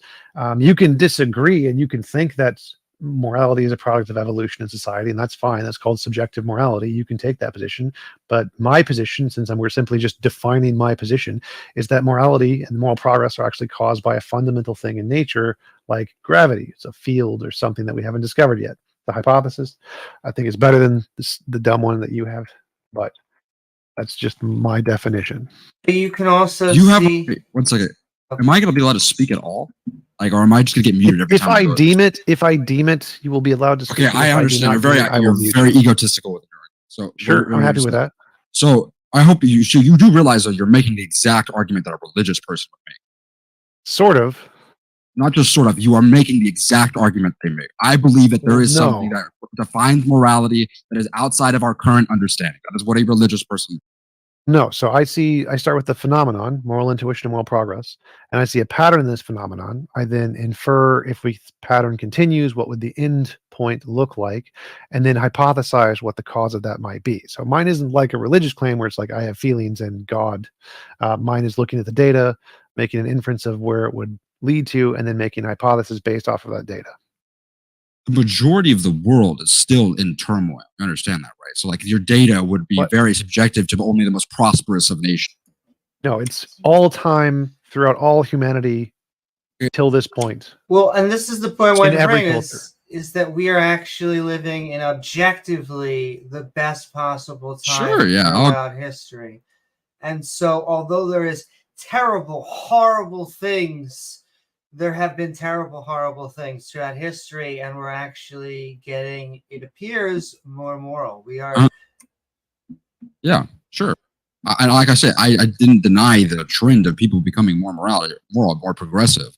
But my reasoning for that is Isn't that because what it's he just was doing? incentive in being more moral and more progressive. It's not that there is some physical force there. I mean, you could say there is a physical force there. I guess you'd say like the dopamine responses that you get from partaking in certain societal creations are higher than others, but it would not be some like law that is like Right. So we disagree. constrained to the who cares? universe. I don't care I about. don't No, it's think not about disagreeing. and No, I don't I know think you don't it's give a a shit about law. my opinion. You made it very clear by being super egotistical and Correct. brushing off Correct. everything I've Or said. objective. But 100%. what I'm saying is that you are making the religious argument. You are basically just a theistic. That's moral. the part where you're not making sense because nothing. No, I it's said was a the religious it's the argument. right. You said it's a law. You said this is a factor of the universe, or is it not? Yes, that's the hypothesis. Yes. Okay, so the higher hypothesis and you that you How believe. is how You're is not- that You're not. analogous Wait, what's to the it? religious Is it a argument? hypothesis or do you believe it? The hypothesis. So I think I like it. I don't think there's any hard evidence for it. It's just a Okay, hypothesis. so what then do you actually make believe in? predictions. Oh, I The like it. hypothesis isn't something you believe. That's a prediction. No, you people believe hypotheses all the time. Yeah, but they believe them, but they try to test them, and it's a prediction. Yes. You're trying to test the limit of your hypothesis. You are not doing that. Yes. So my model also makes predictions, which I'm hoping to confirm, which would be evidence of my model. Like my model makes a prediction that this would apply to AIs and it would apply to aliens all across the universe. And so if we discovered an AI, it would also follow the same pattern. So my model does make predictions. It is a hypothesis. You can believe hypotheses just fine. You don't need evidence for them. Many scientists believe their own pet hypotheses even without evidence. It's just fine. The religious argument, believe without evidence. yes, and that's perfectly fine. You don't need to have evidence. Well, and that's exactly how the Bible defines. No, the difference between a religious hypothesis and a scientific one is the religious one claims to have evidence and they don't. So it's perfectly fine. You can believe something for whatever reason you like. You can believe it just because you like it. Oh, wait. And that's perfectly fine. The problem is when you claim to believe it and have evidence, but you really don't. That's the problem. So this is the problem, and I think this is something that more atheists and agnostics need to bring up when they're arguing against Christians, is that they fundamentally are being heretical when they say they have evidence for their religion. It says within the Bible that faith is believing without seeing. As in, you do not need evidence. You do not have evidence. You are putting your faith into God in order to allow yourselves to be brought into the Lord's way. So in a sense, they don't necessarily need evidence. One sec. I agree that would be a more intellectually honest position for theists to take, but that's not how most of them interpret that statement. Most of them interpret faith to be in addition to evidence and not in absence of it. Because of how society has progressed in accepting evidence as a valuable thing. And so even though I agree with you on that one, and I think theists should take that position that there is no evidence and they just believe based off of faith, they don't. That's not what most of them do, and that's not how most of them interpret that statement in the Bible. I don't think it's not just, I mean, of course, it's not just the Bible. Many religions have stated this, but it's like, I don't think we should stoop to their low of intellectuality, which is very lack thereof. We should go based off of what faith actually means, and faith fundamentally is believing without evidence. Now, I'm not necessarily harping on you for disagreeing. I like that you have ideas for how this could be applied and proved, and it seems like you have. Yeah, so I'm perfectly fine to you want to test the limits of the hypothesis. Perfectly fine. One second. So I'm perfectly fine to call hypotheses that haven't been confirmed yet faith-based if you believe them. I'm happy with that. So I'm happy to say I can have faith in the objective morality. I'm not bothered by that at all. Okay, I would just say that it's a dangerous route to go down, because I think it makes us very similar to the theist, and that it can make us illogical. I think that you are taking it from a far more. None of that's illogical. There's no illogical part of that. Every scientific hypothesis, including Einstein's general relativity, he had faith in it. No, stop. So he didn't prove it first. He wrote it down on paper and said, "This is how I think things work," and he believed it. He believed it before he proved it. He was genuinely convinced this was correct before he proved it. He had faith in his hypothesis, and then he tested it and confirmed it, and then he had evidence that was rational to believe it. But we're not perfectly fine. When we talk about that's the exact same thing. Every single hypothesis works the exact same way. You have a hypothesis, scientists believe it, and they try to demonstrate it with testable predictions, but they usually believe it way before they've ever demonstrated it. Way before. But just to separate out belief and knowledge, belief is just the act of being convinced. So if Teachup is convinced that this is morality, then that is his belief. He's not claiming that there is knowledge. Okay. So, I think that you are kind of misconstruing some of these arguments. For example, like I think it's very inappropriate to bring up just Einstein as the individual, because when we talk about general relativity, we're not just talking about Einstein's theorems. We're talking about people that came decades after him and proved his theorems and disproved some of his predictions as well. Wait. I don't think you understood the argument there. So wait, stop. The argument there was that Einstein created a hypothesis of general relativity. So we're going back in time. We're with Einstein. He's writing this down on a piece of paper. He believes general relativity is true. He hasn't confirmed it yet. He believes it.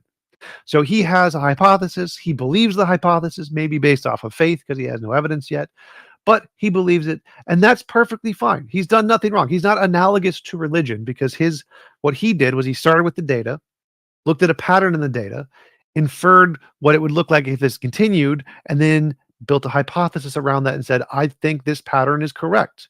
That's perfectly rational. That's totally fine. Anybody can do this. Theists can do this. And if this is part of their methodology, they're being perfectly rational. The part where they become irrational is where they say they have knowledge of God or God absolutely exists without the secondary point of saying, well, it's just a hypothesis. This is just a hypothesis. We don't have any evidence yet. I still believe it, but we don't have any evidence yet. That's intellectual honesty. You can do that. Scientists do this all the time for string theory and for quantum foam and for WIMPs and for certain answers to dark energy. Scientists do this all the time. This is perfectly rational to say you have a hypothesis, you don't have any evidence, but you personally believe it because you like the symmetries of it, etc. Perfectly fine. The problem with religious claims is where they go too far and they say, I know God exists, or there's evidence of God, or everyone should believe in God. That's the mistake that religious people are making, and you seem to be falsely equivocating the hypothesis stage as being analogous to religion, which it's not. Okay, we can just make these two distinct categories of belief and knowledge criticable on both ends. For example, like more or less what a Christian could say is their way of interpreting the Bible and the way that they practice is their belief in God, and then their knowledge of the teachings of the Jesus Christ and God are the knowledge of the Bible. Where I think this is like the same applicative problems here, right? So whenever you say that you believe in something, and you say you looked at the data and you're trying to analogize that to what Einstein did, there's really big differentials that you need to look at. For example, Einstein wasn't just no. Please just let me finish my point. I just let you have a monologue for like 10 minutes. No, please just let me finish my point. This is my server. I let myself do whatever I want to do. It's egotistical, remember? So there isn't a difference there. If you look at the data and you try to find a pattern in the data and then build a hypothesis off of that data, like what Einstein did, you're doing things right. It doesn't matter if you're using strict mathematics to do this. You could do this prior to strict mathematics, like what Ptolemy did with the stars and stuff. Totally fine. That's perfectly rational. The difference between that and religion is not the method by which you build and believe hypotheses. Those are all fine. You're conflating or trying to find some kind of error in hypothesis creation and believe in a hypothesis before it's been confirmed, where there is no error there. There's no error there. And so your complaint is completely misguided because you're looking at the wrong stage in the methodology to try and build a critique. I feel like I remember you being more like rational. Anyways, no, so I don't understand. I don't understand how you can critique my. I think you're confusing me being egotistical and muting you all the time with being rational. Because what I said was perfectly rational, but definitely egotistical is a thing. I'm happy with that one. Your egotism is the hotbed of your irrational. Anyways, no, I don't understand how you can make me irrational. I don't understand how you can keep critiquing my points when I haven't even made them because you keep muting me before I can make them. Anyway. It's because I've heard the points a million times, so I can know what you're going to say before you say it and then know how to respond and debunk you. That's how. Do you believe in theistic morality? I think he's an atheist. No, he believes in theist. No, I'm not an atheist. I'm an agnostic. He believes in theistic morality, but but anyways, so you can. By the way, every time you bring up science, it's completely unanalogous because these people have knowledge beforehand. Einstein wasn't guessing; he was using mathematic principles. Yes, so I know for a fact we have moral intuitions, and I know for a fact we have moral progress, and I can plot those on a line graph and say, here's the data I'm looking at, and I can try to explain that data exactly in the same way Einstein used his past data to find a pattern and explain it. Those are analogous. You're an idiot. Except you can't, because the Einstein's work can be checked against someone else's. Your work can't. You were just saying. Yes, it can. Like anybody can look at the patterns of moral intuition and patterns of moral progress and see if my inference about where this is going is correct. Anybody can check that as well. And I guess my call would just be to ask maybe a few more back and forths, but I think there is a theist or two in the audience. So Yeah, sure. So your moral intuitions, though, are completely subjective, right? Because you have to say that this is the moral intuition that people have had for the longest time, and people can point to. No, my moral intuition doesn't matter. The data we're using is all moral intuitions of all people in all societies through all time. I'm not using my moral intuitions. So we're looking at the pattern of moral intuition of all people across all times and plotting it together. Except you can't do that because more than half of the people in this world don't share the same moral intuition. You are literally Nope. Everybody does share the same moral intuitions to many degrees, such as murder and rape and those kinds of things. Is very well agreed upon in most societies, and so it is correct that most societies, pretty much every society in human history, all follows the same patterns of moral intuition. There is some deviation, of course, they're not exactly the same, but the consensus in the field of ethics and philosophy is that moral intuitions have been shared pretty much the same throughout all cultures. Except that this is not true at all. This has historically not been true the entire time. That is true. Again, so keep in context that what I'm saying is they're shared on the stage of moral progress. So as long as they're have the share the same like intellectual development and resource availability, their pattern of moral progress tends to go at the same rate in all societies through all time, everywhere in the world. Is there some deviation? Obviously, there is some deviation, but the commonalities far outweigh the deviations, which is why most societies share things like murder is wrong, theft is wrong, adultery is wrong, et cetera, even on very silly things that have no obvious evolutionary advantage, like certain proclivities to colors or shapes or whatever. I'm asking you, how could you possibly even say this when China has shared almost has been very solid in its moral? That's the why is it cold argument? It's the exact same thing as the why is it cold argument. Like the fact that there are some societies that deviate and go against the moral grain occasionally does not change the trend of moral progress. Even in China, the moral values of the people in China are also improving and have improved over time. And you can see this by going back in time and comparing the values of the Chinese people today versus whatever everyone in the world 1,000 years ago. There's clearly progress. It's obviously been changing. This is not, and you bringing up the cold argument is stupid. I've already debunked the cold argument, just like saying, oh, it snows, there's no global warming. It's irrelevant, literally irrelevant. The fact that the trend goes in the same direction is the evidence. The fact that sometimes it goes down is not evidence against the trend. Dude, I'm so glad that you're reminding me about the climate change thing, because literally the reason we stopped calling it global warming is because it's not just warming. We're getting more extreme temperate events, which are changing the global environment as a whole. It's not why that's why it's cold argument is not only stupid, but it could be pointing out the fact that because global warming is happening, it's now getting colder. Like it's just such a stupid argument. There's evidence for all these claims. That's why they're dumb arguments. You don't have any evidence but for you your guys your are moral agreeing with each other right now. Yeah, I know he's being silly. All right, Wasim, what's up? Are you sure muted? No, you're not sure muted. I just wanted to ask, what is this about exactly? Because I seemed like the topics were very set, you know. Yeah, typically we focus on like, does God exist? Is there any evidence of God? But yeah, we go into anything like philosophy, politics, whatever. So basically, you believe that moral intuitions. I mean, morality is what causes moral intuitions, right? That's my hypothesis.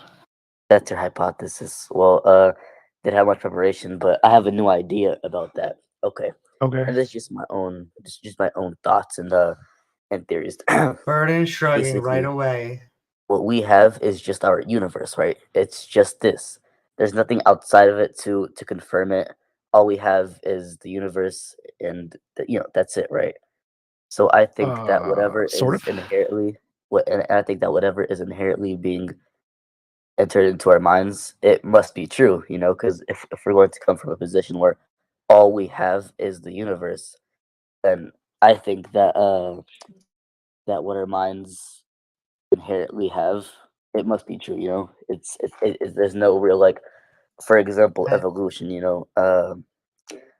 Our bodies, they realize that we need to evolve, and so it progresses. But why is it that?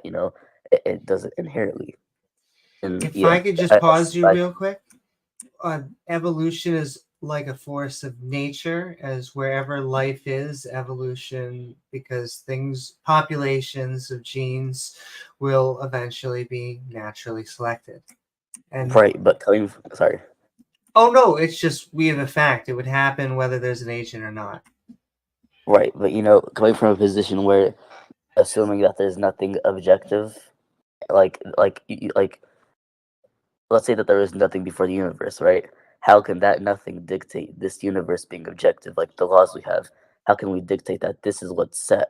This is it, All we have is a universe to prove it is universe to prove that to itself, but that's not at all right.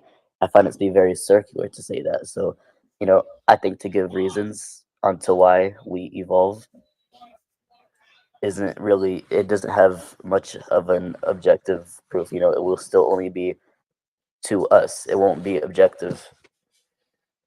Well, it only happens wherever life is. So in some ways, it does need us to exist, but it doesn't need minds to exist. So evolution can just exist with single-celled organisms. Okay, all right. That's a pretty interesting. Okay, and I'm gonna think of this own thing. Like when it comes to quantum mechanics and whatnot. And this doesn't have to do much with morality. This is just my own little thing, and I wanna see what you guys think about it. Okay. Basically, let's say that we didn't have our minds. We didn't have a way to figure out whether or not something exists.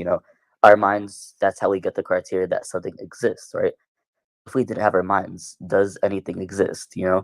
Maybe, but at least to us, it will not exist. So something can exist to other people, but if I don't have my mind, it doesn't exist, at least to me. So, and I understand why we feel this way, but it does seem all the empirical evidence seems that there was the universe for billions of years, and then eventually, after a set of another billions of years on this planet, after life forming, there was intelligent life. And then eventually, the aliens may not agree with us. They say there's intelligent life on Earth. Eventually, us. Okay, I'd like to ask you a question. What makes empirical evidence evidence? That is a great question. The great thing about science is it's not the body of knowledge, but it's the process. And so it's about us, as T-Jump has been talking about a lot this episode. It's us starting with a hypothesis, but then we go out into the field and we do research, we collect data. We hope that the data agrees with us. If not, it may end up actually changing our mind, but we publish that data in support of our hypothesis. And then we publish that methodology that allows others to critique and do the exact same test. Yeah, that's pretty interesting, So I'm pretty sure it's pretty obvious what I'm getting at. It's the why question, why does this make this? It just is that way, and it just happens to be in our universe, right?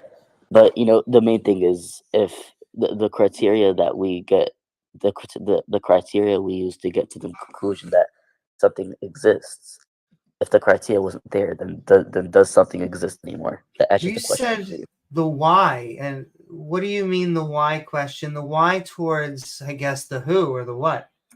Right, like for example, why when I drop something, why does it fall? Well, because of gravity. But why does gravity do that? And you may have reasons for that. I'm not exactly sure what it is, but why do those And reasons it's make because gravity? we're falling. We're falling in space. We're falling No, around, but- basically, in essence, around the sun, and we're Right, so trapped we can in get its to the orbit. conclusion that we're falling, but why do we fall is what I'm getting at.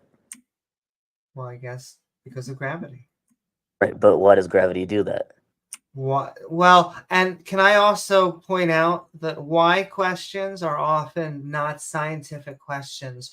What we often ask are what questions, because we say, well, or how questions, because you ask ourselves, how is it that water is falling from the sky? And for years we gave whom?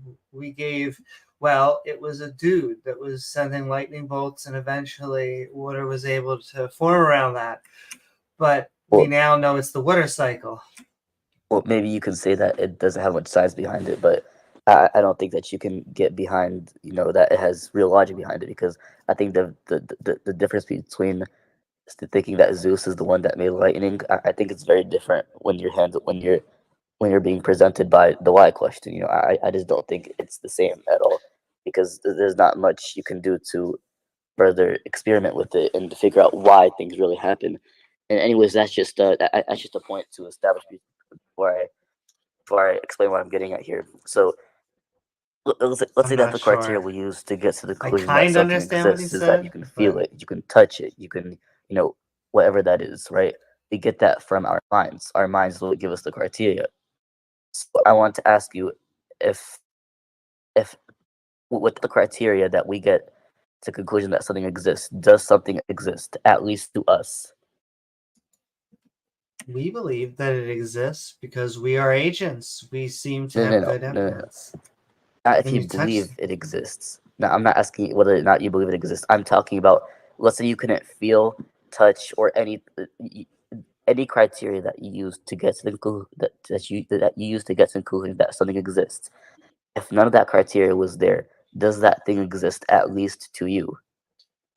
Well, see, now you're saying, does it exist to you? Because does Yeah, it that's what I said exist to before. you versus does it exist are two very different things. Right, doesn't exist objectively, but I'm asking, like, would it exist at least to you? Well, I'm just then I wondering. guess if you're saying, does it exist subjectively? Well, then Right. no. Lots of things. Ice cream cones don't exist technically right now because you can't see it or taste it or do anything. You can only imagine it in your mind.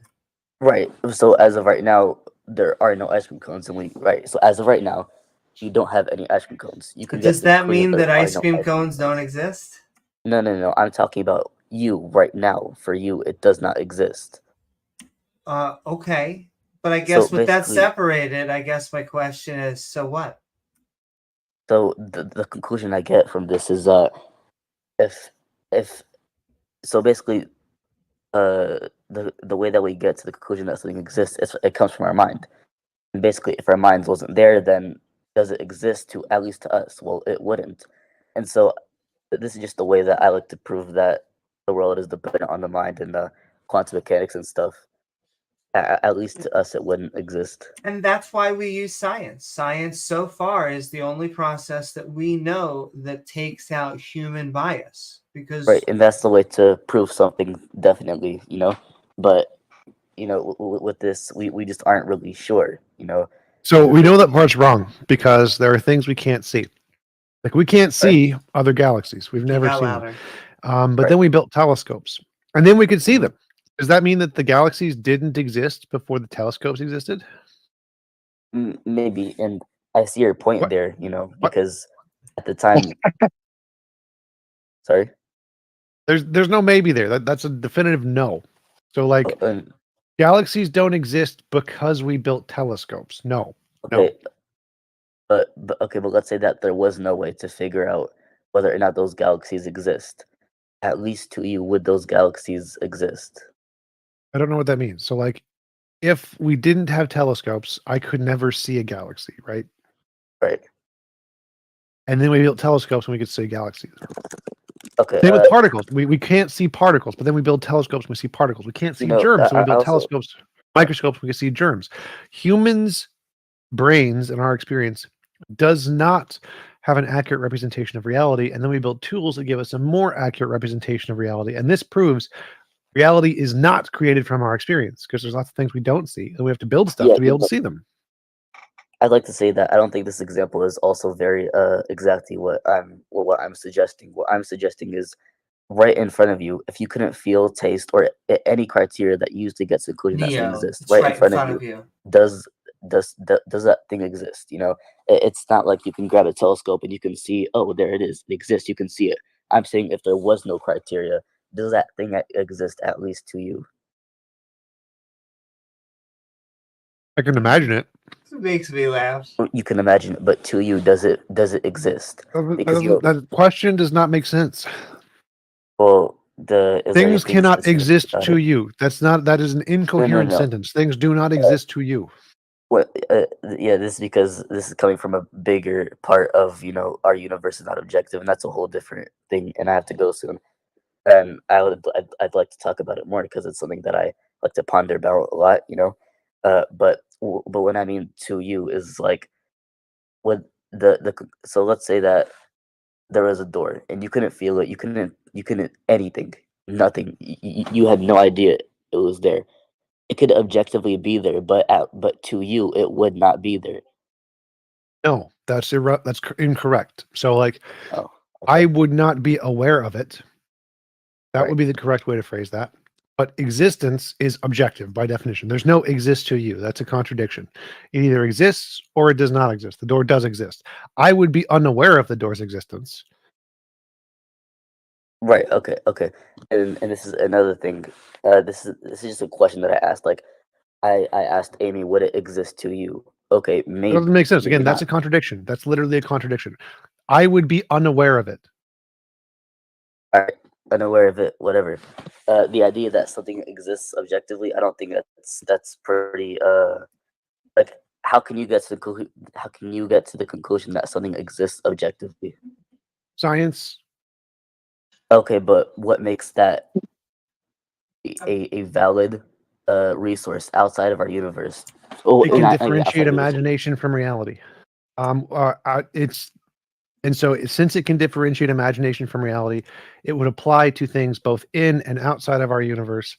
And since no other methodology can differentiate imagination from reality, it's the only method we could use to apply in and outside our universe. But also, just look at the biosphere of life out there. Most things are not most things that are alive are not conscious. If I could say nice. it. Well, you say it's nice, to, but isn't it kind of weird that we don't really consciousness doesn't need to seem to objectively hold anything down? And it came after billions of years of non-conscious beings already being here. So why would consciousness be something that makes something objective? anyways, back to what T Jump said. The reasons you listed, why does that? Well, then the answer is there is none. And thus, that is why we don't think that a conscious agent makes anything objective. What do you mean by conscious agents exactly? As in an agent that is conscious, has awareness, can walk around, understands data, and outputs data. Okay, all right, that's pretty interesting. But back to what T Jump said. The reasons you listed. But what can makes you that at least confirm that with taking that in, conscious agents don't make anything objective? Can we at least? Yeah, sure. Okay, then what's the point of your conversation? Anyways, I would just like to ask T Jump a question. The reasons you listed, what makes that proof to what you said? Okay. What? The reasons you listed, what makes that proof to what you said? We need some way to differentiate imagination from reality. Science does that. There isn't another one. Right. But those reasons, what makes that proof? I don't understand the question. So, like, basically, you agree we need to differentiate imagination from reality, right? Right, sure. And we need a way to do that, right? Right. And science does that, right? Okay, maybe, sure. And we don't have another way that does that, right? Okay. So for anything inside, outside the universe, anywhere, we're going to need to apply a method that can do this. We only have one method that can do this. We're going to apply that method and not a different method. So it seems like that you're saying Zeus is the one that creates lightning. You're saying that because we don't know of any other way, therefore it must be the only way that we do have. How did you get that out of anything you said?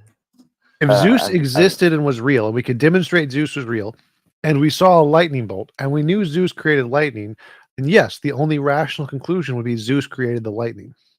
It seems like that you're making that example based as if scientific or hypothesis or empirical evidence was objective way. Like it is the way to. It is by definition. It is objective, okay. But why is that? for the reason I literally just explained. We need a way to differentiate imagination from reality. Science does that. Nothing else can do that. Therefore, we use science to do everything. It seems like it's very circular now. No. Anyways, I have to go. It was nice talking. Sure. You can introduce any new system you would like, and if it can differentiate imagination from reality, we will be happy to use that one as well. It's just never been introduced. So feel free to introduce a new system at any time you'd like. All right, thanks. But Appreciate the currently, opportunity. science is the best one. All right, see you. Yeah. Hey guys, like Duke or useful fiction, what do you got for us? yeah. So there's a few things I kind of wanted to. So I just wanted to see if my one of my arguments Yeah, can you hear me? is. Can you hear me? Can you guys hear me or? Yes, we can. Both of you were talking at the same time, and so Oh, we're okay. gonna have to pick. Oh, Yeah, wait, I can't sorry. hear him either. One sec, I'm going to refresh. Whatever. Well, I mean, in the meantime, I just do feel like I do want to point out. I think there was conversation about I can kind hear of Duke like now. Okay. causal explanation. Mine shouldn't stuff like take that. too long, so I'm going to go first. And it is I correct. just wanted to see if that, my argument brute fact is just the fact that it against doesn't have an explanation. the Precisely theistic because argument there can for be free will explanations that are is non- consistent You guys are both against talking and again. also, wait, is he Wait, talking? I can't hear useful fiction. I can't at hear all, Duke. Or and I can hear Duke. I could hear both of them. I can't hear All Duke at all. right, fiction, try to rejoin. I refreshed and I still can't hear you. Try to rejoin. All right, go ahead, Duke. All right. Anyways, so the basic argument is that hold on, I'm just trying to get my thoughts together. Oh, good.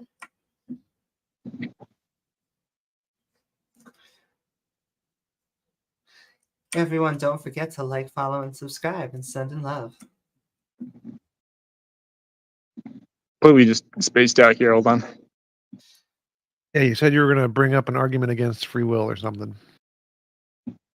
Correct. Yeah. So the argument that Christians make for the problem of evil is free will, and the usual counter argument to that is that if God has free will, and yet He doesn't have the ability to sin, He could have created us the same way. And the counter argument I've heard to that is that yes, that's true, but in order for us to choose to love God, we have to have the ability to sin. Yep. So, is that like a good objection? Do you think, or do you think it still holds water to say that? So typically their argument goes something like, the reason God gave us free will was because if we couldn't choose to follow him, then we would just be robots or something along those lines. Right. And so they say that God gave us the ability to do all this evil stuff because it comes with the ability to not believe in him or something. And that's really more important than all the other stuff. And so it doesn't matter that we can rape and murder because our ability to choose to believe in God is more important than that. Now, I think that's a stupid argument because you can just give us the ability to believe in God without the ability to murder and just restrict the ability to murder just fine. Give us all personal force fields, problem solved. So no, I don't think that's a good response. I think it's a half-assed response that doesn't take into the fact that you can restrict our ability to harm others in other ways and still not believe in God. Like Stephen Hawking, he was an atheist. He was a paraplegic, quadriplegic, couldn't move his arms or his legs. So he could murder no one, but he still had the freedom to not believe in God. Therefore, it's irrational to say that we need the ability to murder in order to have the ability to not believe in God. And so it's a bad excuse that doesn't work to explain why God allowed us to do all this evil stuff. All right, makes sense. Part of the argument is that it's a sin to not love God. That's part of the argument. So if we don't love God, we're sinning against him, while God himself can choose not to love us, and he wouldn't be doing any moral wrong. Right, because it's only a moral wrong in their view if you refuse to love the being who created us all. Since we didn't create us all, it's totally fine not to love us. That's why the being who created us all can murder as much as he wants. It's perfectly fine because he's the all being creator, and so all being creator doesn't apply to him. Special pleading bullcrap. Right. So my question would be, could we, like, let's say that we have God's form of free will, that we couldn't do evil things, but that would also include we would have to love God because we couldn't do evil. And if not loving God is evil, then we would have to love God. And the argument would be, in order to choose whether or not to love God, we would have to have the ability to choose evil. Right, but if we had like God's level of free will like that, we would just be God. So that I don't think that one would work. I see. Yeah, that's pretty much it. Cool. All right. Can you Useful guys hear me fiction. now? Yes, I can hear you now. Can you hear me? Yeah, sorry. Yeah, there's a Don't worry. few things I kind of I wanted to talk about. But first, I just kind of wanted to like we don't need this is just the first thing. Don't need to talk about it that long if you don't want, but I just want to say it is correct. Whoever was above saying that that a brute fact is just a fact that lacks explanation. That is correct because That's irrelevant. Yeah, So that's irrelevant. Okay. That's absolutely irrelevant. So what I said in the conversation with the guy before that guy, he said everything that exists requires a cause. I said no, it doesn't. There are brute facts. Brute facts would be an example. One possible brute fact would be like a pineapple that exists without a cause. That would be a brute fact, which would be an example to disprove his claim that anything that exists must have a cause or it's a necessary being. The fact that there are other kinds of brute facts that are outside of like existence and causality is just irrelevant. It's irrelevant to the conversation. And so Penguin's criticism there was saying that the word brute fact can apply to things outside of the conversation as well as the specific thing we were talking about. And I was using brute fact specifically within that conversation to refer to the things we were talking about.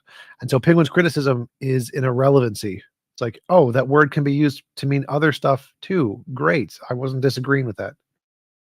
Wait, so you take it that sure. a causal connection And just then if I delineates could, an explanation? 1 second. Let's Fiction go first. He was in line for a Yeah, while. and then another thing, I wanted to ask if you could clarify for me. So you said your moral theory is that like there's a quantum field that kind of causes like us to have these sorts of like dispositions. Is that quantum field is that something that causes like all sentient beings to have those dispositions? For example, because you Yes. talked about AIs and other beings. Yes. That's one of the predictions is that once we get a true AGI, it will begin to follow the same patterns as we do. Okay. Well, yeah, and I guess kind of wanted to talk about those predictions precisely because before we get to those, like I took it that quantum fields are things that kind of illuminate like the behavior of like subatomic particles and whatnot. Do you believe they're like moral particles or so? Not necessarily, no. So the fact that there Okay. could be a field that affects higher order things like consciousness is perfectly fine. So like gravity is significantly weaker than the other forces, the strong and the weak in the electromagnetic force. And if we have another force that's like 40 orders of magnitude weaker than that, we wouldn't even be able to detect it because it would not be able to affect anything that with things that we could detect. And so it's possible to have a force that can affect only conscious agents or only minds and not affect other things that we can detect. And there's no contradiction there. That's perfectly fine. Yeah, that does indeed seem logically possible. But yeah, and then the last, so you were kind of talking about how this theory predicts like like the way these sort of creatures would behave. But don't you think like this prediction that sentient beings will kind of behave in certain manners, like this seems to be a prediction that you can make with like far like simpler theories about the world. Do you not think, do you see any concern with this type of hypothesis you have just being very like superfluous, be kind of very unnecessary to explain this type of phenomenon? That's called the problem of underdetermination. Any empirical data or any prediction can be made by infinitely many hypotheses, but that doesn't matter. We don't care. Like you could explain lightning with a infinitely many hypotheses that are simpler than trillions and trillions of atomic particles rubbing against one another to create electricity. So that's an extremely complex theory to explain a lightning bolt, and Thor did it is a much simpler theory, but the simplicity just doesn't matter. We don't care about the simplicity. We care about the novel predictions that are expected under your hypothesis but not expected under any other hypothesis. Well, there's a few things there. So I agree with you that there's like an underdeterminative relationship between like evidence and theories. Like, of course, some piece of evidence is that's consistent with like multiple different theories about that evidence. But there tends to be like this kind of trade-off made between simplicity and explanatory power.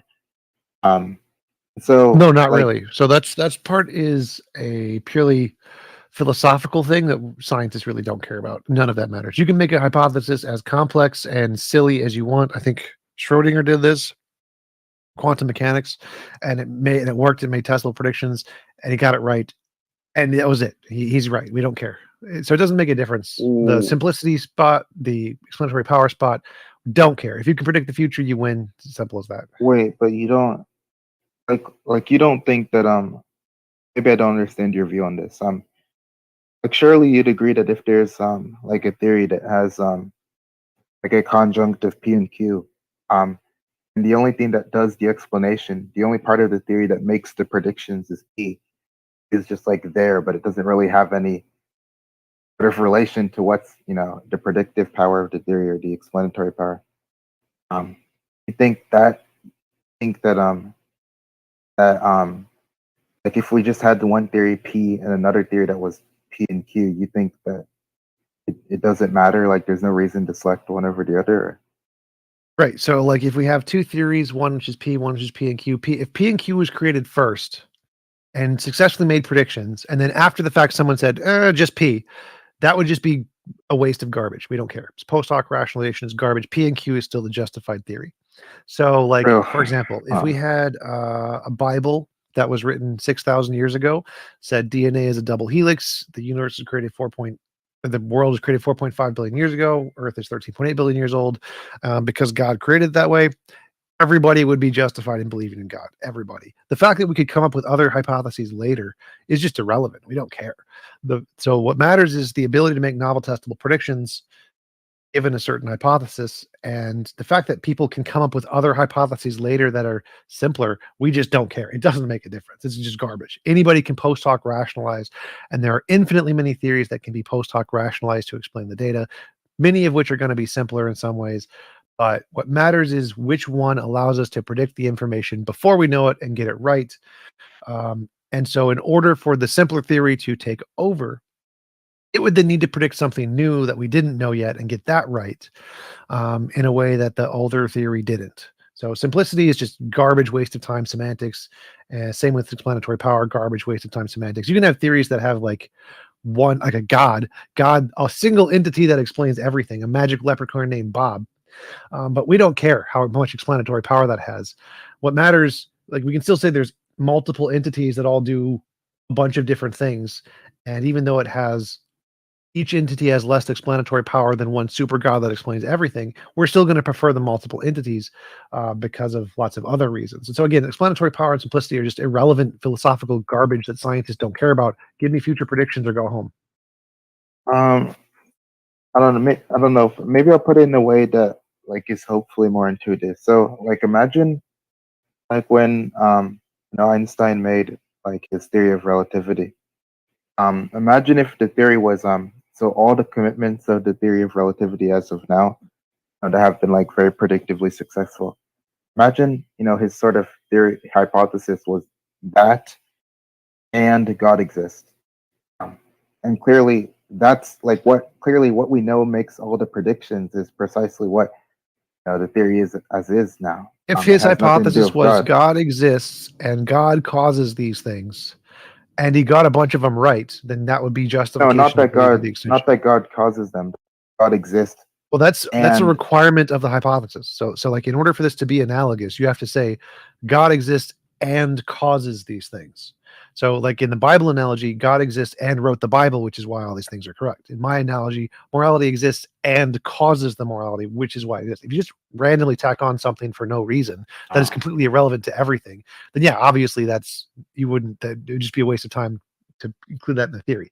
So it has to have some relevance to the theory, like it causes the other things to have it be included. Otherwise, it's just literally not a part of the theory. Okay.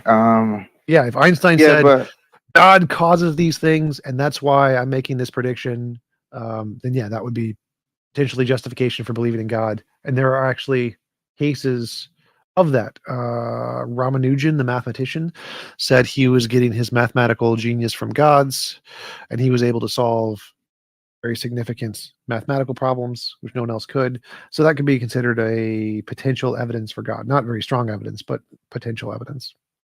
yeah, and I think this sort of like you could call it like this causal tack on, where you say like you have like all the commitments of your hypothesis, and then you kind of tack on, well, and also this thing causes those things. I think that also has like precisely the same problem I'm kind of trying to get at is, whereas things that you need so to every make the scientist and philosopher would disagree with you on that one. So every scientist and philosopher, and I've talked to many of them on my channel about this.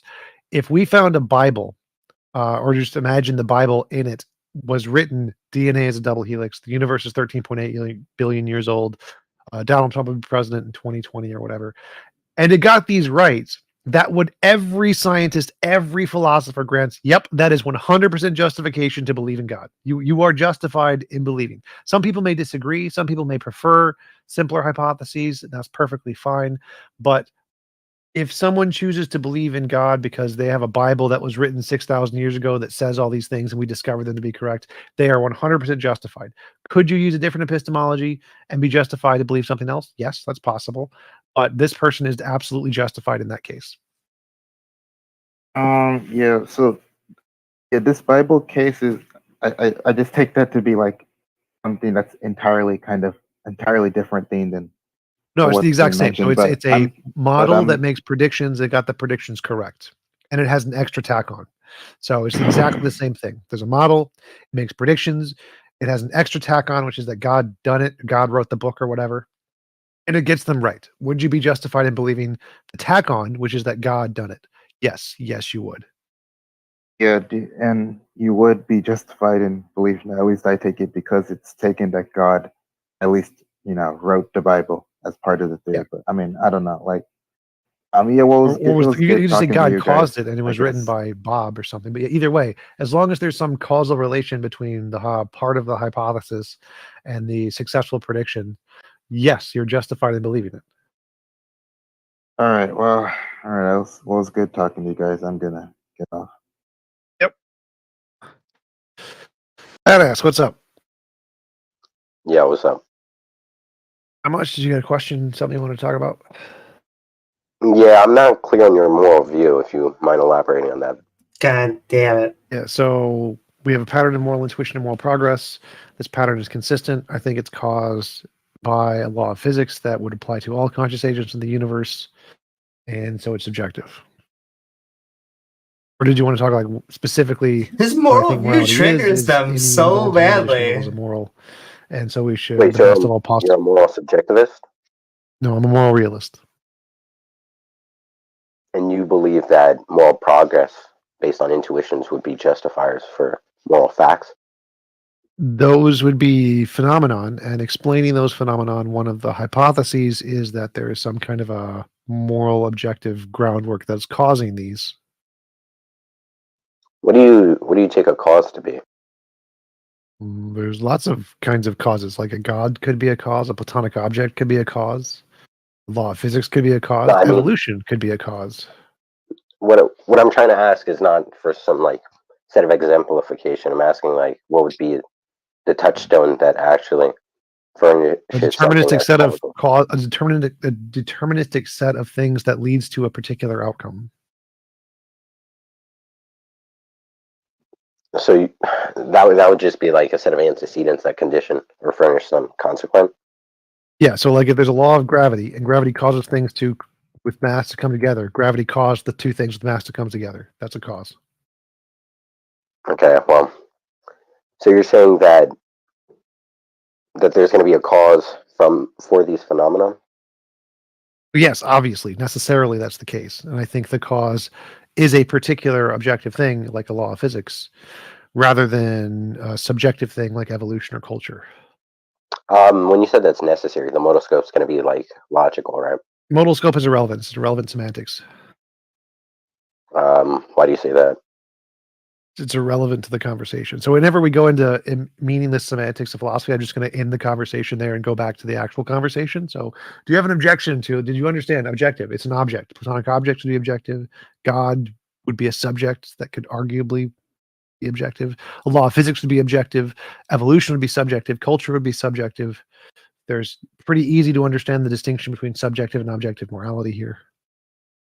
Okay, well, I don't want to try and push you on the semantic part, but I don't understand that. I'll take it that like things like modoscope are going to be like the cogency that clear up any opacity given in an utterance. All of that is just gibberish. Do you have an actual question? Yeah, I'm not clear on. I'm still trying to follow your moral view. So there's going to be things that determine these moral phenomenon that we observe, right? Yeah, obviously, necessarily. And whatever is causing those, whatever is the cause, is morality. So if the cause of moral intuition, moral progress is just society and evolution, that would be subjective morality. If the cause is a platonic object, that would be objective morality. If the cause is a god, I think that's still probably subjective morality, but it's debatable. If the cause is like some ultimate law of physics that governs the moral intuitions of every conscious agent, that would be objective. Like it's not hard to make this understanding. Moral intuition, moral progress are the phenomenon to which we apply the label of morality. So when we're talking about morality, we're talking about those phenomena. And whatever is causing those is going to define what morality is. If they're purely caused by culture, it's purely subjective. If it's purely caused by evolution, purely subjective. If it's platonic object, law of physics, God, objective. It's not a hard thing to get. Well, I'm not clear because you're saying that there's going to be like some necessary fact that there's going to be like some set of deterministic conditions that furnish these moral phenomena. But why Everybody in science and philosophy agrees on that one. Like we think moral intuitions are either caused by a subjective cause like evolution or an objective cause like God. There's no real disagreement there. Like we don't think the randomness force in quantum mechanics is determining moral intuitions. But what I'm asking is why can it be the case that it's like not deterministic? It's just no causal like dependency or parasite.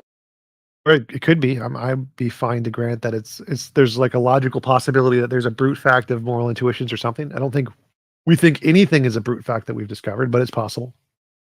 So then I don't see why you posit an explanon if you're not even like you don't have the aptitude to ascertain whether or not there's even an explanandum to explain. Because anything could be a brute fact, but it's just an irrelevancy. We don't care. It's just we don't care in science. We don't care in philosophy. It could just be a brute fact that planets or that an asteroid comes by every 500 years and may have nothing to do with gravity. But no scientist thinks that. No philosopher critiques that because it's an irrelevancy. We don't care. We assume, yeah, it probably does have an explanation because everything we ever discovered has an explanation. And if there's a consistent pattern in reality, that's almost always some kind of a law. So that's just an irrelevancy. Could anything be a brute fact? Yes, we care. What? Well, seeing as you're a proponent of the view, I hope you have some grounding. No, that's not something that anybody has to have a grounding for. To explain that it's not a brute fact is not a serious concern in philosophy or science. It's never a legitimate criticism to say, well, it could be a brute fact. That's never a legitimate criticism. Actually, there's one case where that's legitimate criticism where someone says it can't be a brute fact, and then you say, yes, it logically can be a brute fact. That would be the only time where critiquing the possibility of something being a brute fact is a legitimate argument. I mean, yeah, do you mind explaining why that is?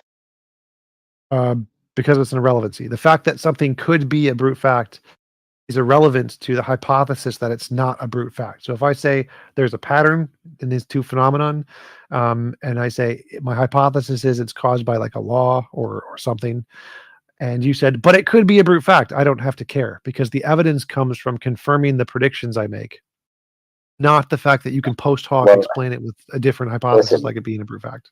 Well, constantly espousing it's irrelevant doesn't actually determine the No, fact I that proved it's irrelevant. So like if I say I make a prediction that there's going to be an you're talking about earthquake. proof and like formal logic.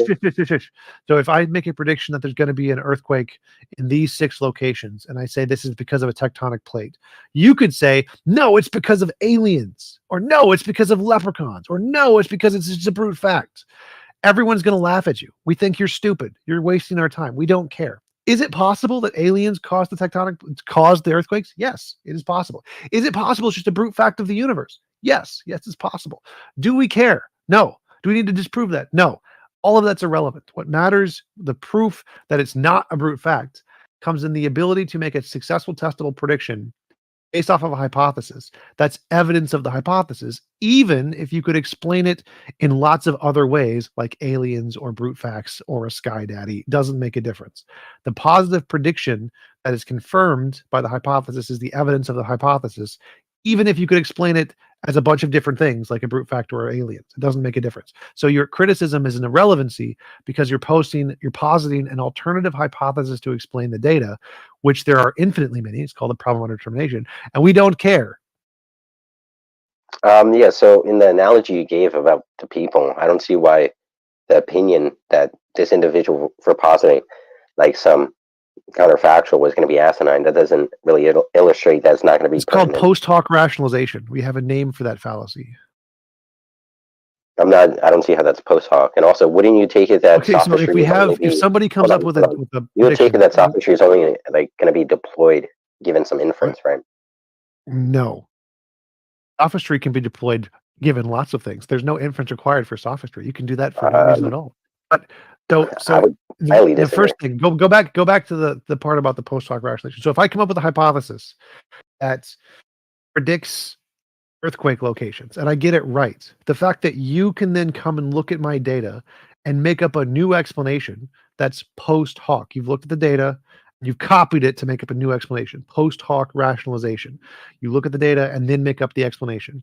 We don't care about that. We never care about that. That's never rational. It's garbage. It's a complete waste of time. So if I come up with a hypothesis about morality or something and say it's a law of physics, and you could say, take that data and then on post hoc rationalize, well, it's a brute fact. Yes, you can do that. You can do that with anything in science. You could take evolution and say, no, it's just a brute fact. Every one of those individual instances of gene manipulation and fossils, they're all just brute facts. You could do that. We would never accept it. That's stupid. Everyone would laugh at you because the ability to simply say it's a brute fact doesn't give you any justification to believe that. You would need some kind of novel prediction based off of your hypothesis that something is a brute fact in order to justify that conclusion. Since you don't have any evidence of your alternative hypothesis, I don't have to disprove it. It's called the burden of proof fallacy. You would have to prove that your brute fact hypothesis was true. I don't have to disprove it. Well, the point in invoking this alternate hypothesis is to juxtapose that there's going to be a compatibility between these hypotheses in which the problem under determination. Problem under determination states that for any set of data, it can be infinitely many empirically equivalent. Stop. Of what post-hoc is. So, problem under determination states for any empirical data set, there are infinitely many hypotheses, infinitely many alternatives that can all explain the data, all of them. We don't care. Presenting alternative hypothesis to explain the same data is an irrelevancy. We don't care. What matters is which one can make prediction. That's literally post hoc. That's not what post hoc is. That's literally what post hoc is. It's looking at the data and then coming up with an explanation. What do you mean? That's what all hypotheses do.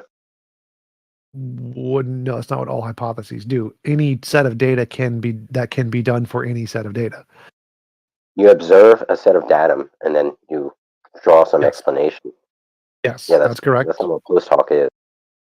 No. So when we do that, in order to confirm it, you then make predictions to confirm the hypothesis. Anybody can take any set of data and come up with infinitely many hypotheses that explain the data. Now, all hypotheses start that way. Everything in science starts that way. But then if we have one that makes predictions and they're correct, you don't then say, but it could be explained by magic leprechauns. Like, we don't care. We genuinely don't care. Could it actually be explained by magic leprechauns? Yes. Yes, it could. But that's post hoc because you just took the data, made up a new explanation, and said this. We don't care. Same thing applies to morality. If I have a hypothesis that predicts some kind of data that if we discovered it one day, you being able to say, but it could be a brute fact, we don't care. It doesn't make a difference. Alternative hypotheses are irrelevant. No. Post hoc, the fallacy of post. Next.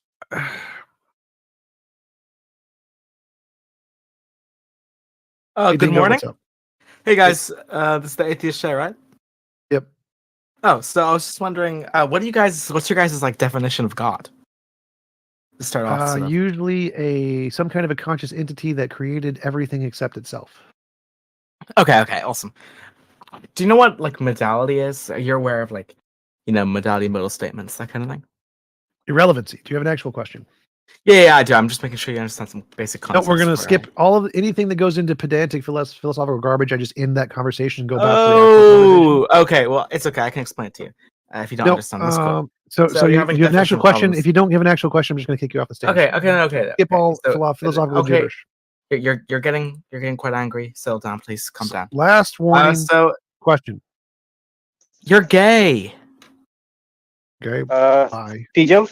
I would be fine with being gay, but I'm not, unfortunately. Yes, go ahead. T-Jump, your moral argument is entirely based on the concept of imposition of will, moral progression, and moral intuition. Yes. Okay. So, moral progress, can you explain me that? What is that? Moral progress is the tendency for the moral values of a group of people to improve over time. So, like LGBT rights, slavery, ending slavery, women's rights, workers' rights. There seems to be a change. There seems to be just consistent noted I was changes double muted. in cultures of morals, Said I was half and they gay. seem to be going in the same direction. There seems to be some kind of a consistent pattern in the way that they change. That's moral progress. Okay, so if 2 billion Muslims, they have progressed to believe in gay marriage to be wrong, and maybe 1 million atheists believe that it to be right, and some people believe otherwise, which one you're going to choose as the objective moral value? Well, that's just a particular type. So moral progress is a change over time. So if at one time it was 2 billion, and then the number goes down every year, then there's a consistent pattern to that where the number is continually going down. So you're saying objective moral value changes according to time. No, our subjective intuitions change over time.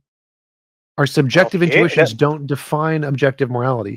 Our interpretation, our opinions change, and they're all changing in the same direction. No, but you said moral intuition is a part of defining objective moral values. Right. So each moral intuition is a subjective morality. It's our subjective opinions, and the subjective opinions of people change over time.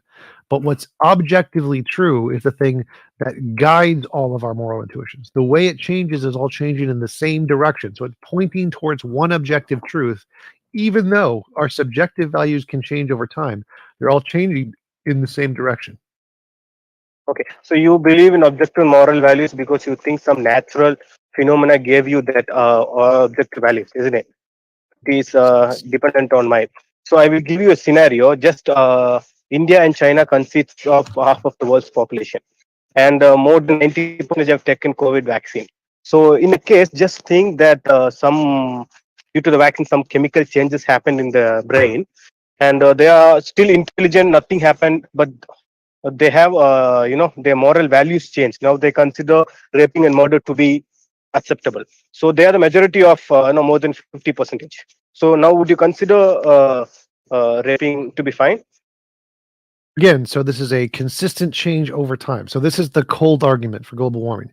If the argument is that there's consistent global warming, and you say, but it's winter, look at the snow, no global warming. The way evidence works is that the graph can have ups and downs and ups and downs and ups and downs, but we're looking at the trend, the total trend over human history. So even if everybody in China and India had some kind of a vaccine that caused their brain to change, that would be a downtrend. But overall, the trend would still be up. It would still be going, because we're talking about all of human history, or actually all of animal history, over the past 200 to 2 million years. And so the fact that even if all humans today changed drastically in their views, the trend would still be in the same direction. No, actually, the first thing is we couldn't know what were the moral values of people who lived more than 100 years back. That's one thing. Yes, we Second can. thing is Yes, we can. no. Yes, we can. We literally can. Okay, I grant it. Okay, no issues. Now the second thing is, just for example, just think that these people in India and China now they have adapted to the belief that murder is right, murder and rape, and then maybe after 100 years, majority of the planet, 80% believe in murder to be right.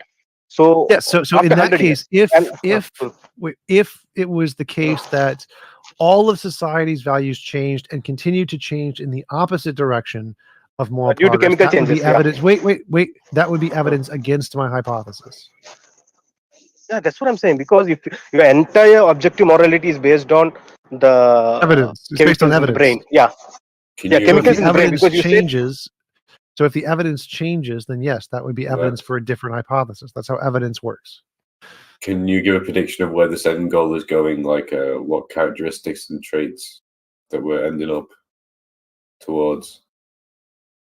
Yes. So my view is that as intellectual growth and resource growth happens, we see any involuntary imposition of will as immoral is the end goal. So every single involuntary imposition of will begin to be seen as immoral until they're all seen as immoral. Can that mean that an object that gets in your way becomes immoral?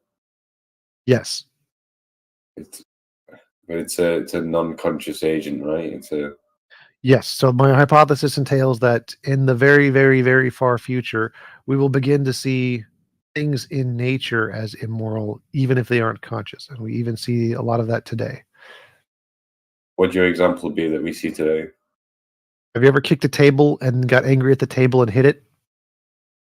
Not really, no. It's a common feature, happens all the time. It's one of the examples. Other examples would be like seeing plant life as being, animal life as being valuable, things that we don't typically think of conscious. Yeah, like I'm plants. vegetarian. Oh, so I think it's a very common thing. There's lots of evidence for that in the field of philosophy. It is applied to more broad spectrums. But I just don't see the object as being the immoral object. I just get angry, but I'm not necessarily focusing, I wouldn't say, on the object. That's nice, because this is a prediction about the future. So, well, if in a billion years, if you still don't, then call me.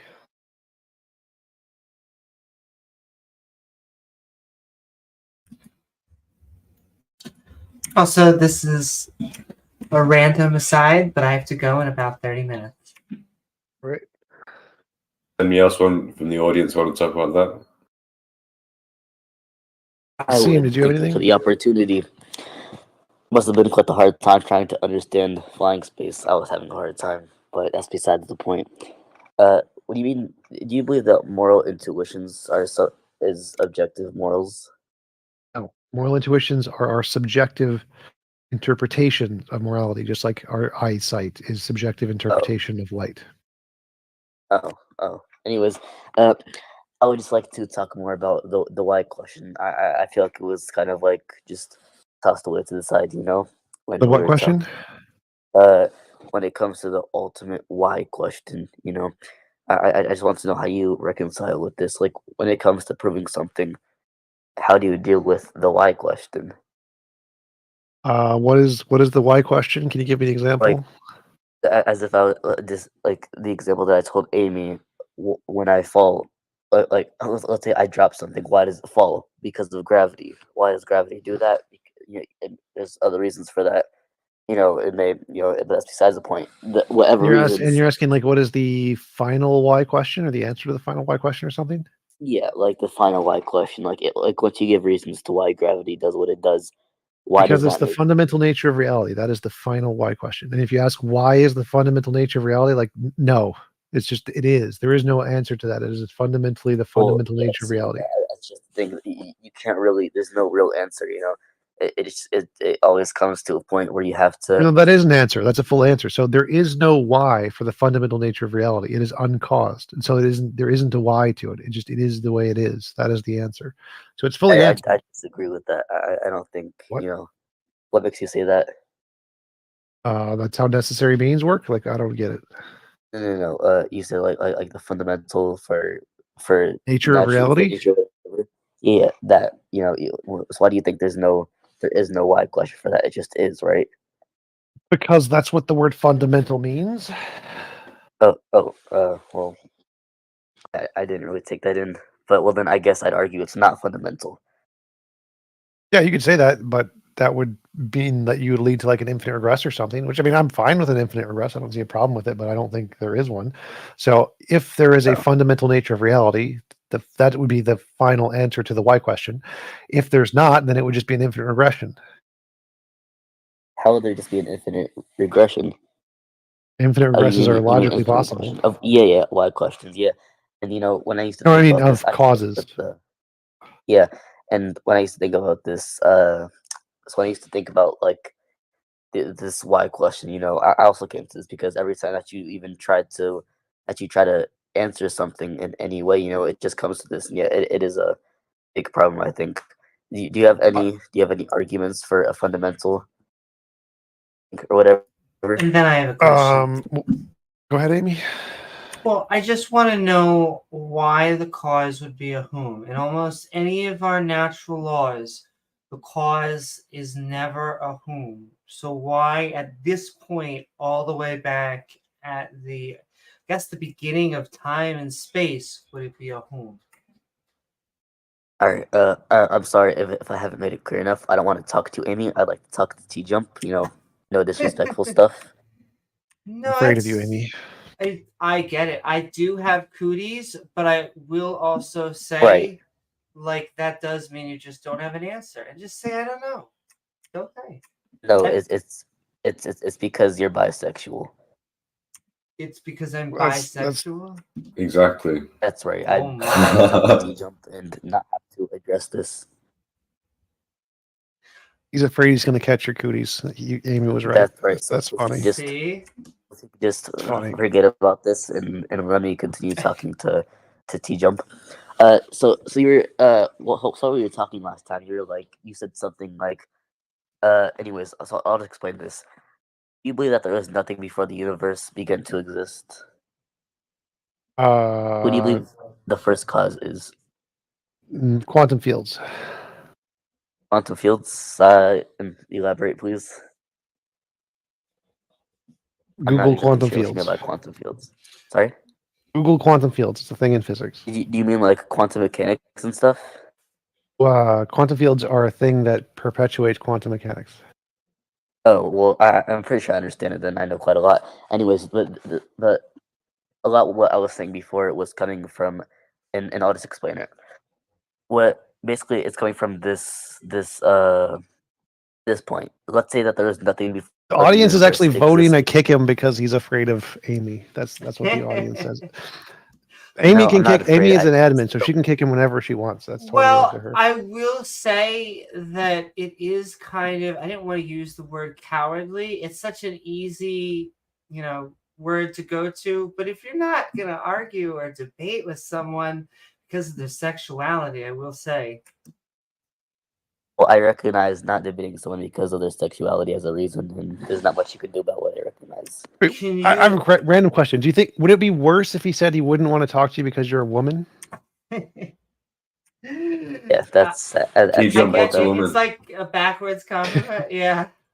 What is a woman, T-Jump? Anyways, I'm a what's his name? Matt Walsh. I agree with Matt Walsh, adult female human. So I'm in a Matt Walsh camp on that one. It's an adult female human. Biology and chemistry, something like that. Female, right? Yeah, my normal question is what's a female after that. But Yeah. see, they want to get off track on that because every time that you say like, "Oh, I'm bisexual or transgender," or whatever they go to, like it's never about theology. Like you guys have had thousands of Well, you could be a years to read Platonist. That'd be about apologetics. theology then. Oh, I You'd have guess to be so. embodying the perfect form of a woman or something. And I would like it if they came forward and they're like, listen, my prophet said to murder you. And listen, I can't really talk to you because we have the book and it says like this whole murder thing. But you know, we got to be passive aggressive. We should get Darth Dawkins to come in there. I try not to be so direct with it, but I don't want to talk to you. I think You're gay. Z-Bit1 wants to that's speak. what it is. Hey, he's honest about it at least. So I mean, anyways, We should get Z-Bit1 in there. I want to explain exactly. what I yeah. So like, why No, would quantum falsified. fields be a worse explanation than invisible sky daddy? What? But he's shining Why on would top. quantum fields being the fundamental thing be bad compared to invisible sky Stop daddy? talking. That's not what I'm What? talking about. Hold on. He doesn't want to talk to me. He doesn't want to talk to you. No. I wanted to explain this something. Let's say that there was nothing before the universe existed, right? Right. Would that mean that this universe would not be objective? Because how could that nothing dictate this universe being objective? And what I mean by Yes, if objective there was nothing before the universe existed, the universe wouldn't exist. So the universe has always existed. It's never not existed. It doesn't have a beginning. you think this universe was always here? This universe had a beginning, but all natural things did not have a beginning. Well, yeah, and that has a lot to do with quantum mechanics. Yes, What because space is and that time is exactly? emergent from quantum fields, and space and time were not the beginning of everything. Therefore, quantum fields existed before space time, and they are natural things, and they don't require a sky daddy. Yes. Oh, so you are atheist? Yes. Oh, why is this? You Because do there's no know evidence what of the God. show is called, right? I don't know if you can read. Why do you?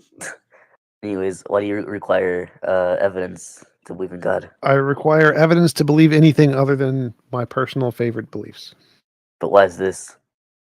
Because I want a way to differentiate imagination from reality. Well, I think you're wrong. Okay. I think In you're a what way? potato. In what way is he Go wrong? there. Yeah. So what's your exact argument for moral intuition? Because I heard a little bit about All it. intuitions are a I was thing going that's through it's a it. fact. It's a phenomenon that we know exists. You explain more on that? Like, it's a fact. I don't Yes. know.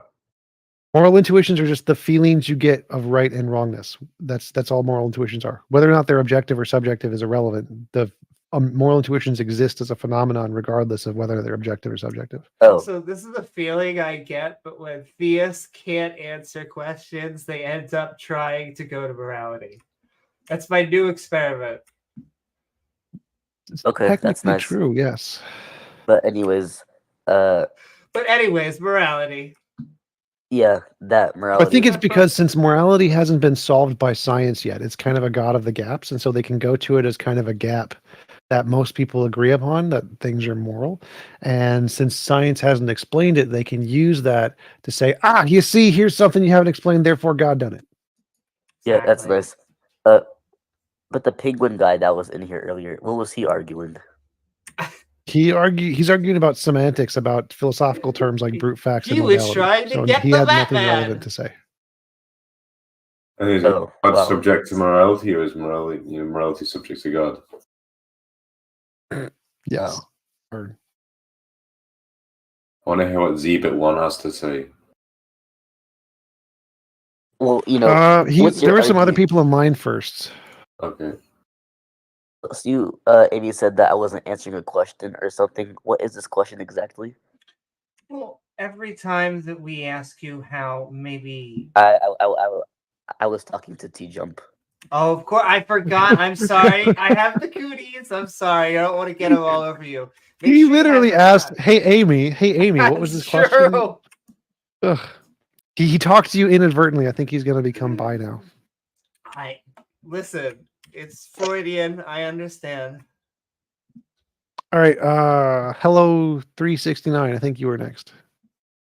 Hello, can you hear me? Yes. Yeah, so basically I wanted to ask about your your stance on the universe basically being a brute fact. Because if you say, okay, so if the universe did not have a beginning, the universe would exist internally. Is that correct? Yep. And- Internally would be more circular. So brute fact means it's uncaused. Brute fact means it's uncaused, as in its essence, its existence. Essence and existence aren't things in philosophy. That's a Thomistic gibberish. But yeah, brute fact Yeah. means it has no cause. Yeah, but if it has no cause, it has to be internal, as in infinite in No. time. Why not? So internal would be like circular. The thing causes itself. There's three options. One is it's a necessary being or brute fact. Two is it's an infinite regress. Three is it caused itself as circular. So those are the three options. I think it's more of like a necessary being or a brute fact. Internal is another possibility, the infinite regression one, but I tend to lean towards the being. Yeah, the but necessary being brute like fact. if it doesn't have a beginning, it doesn't have a point in time at which it began, meaning it existed.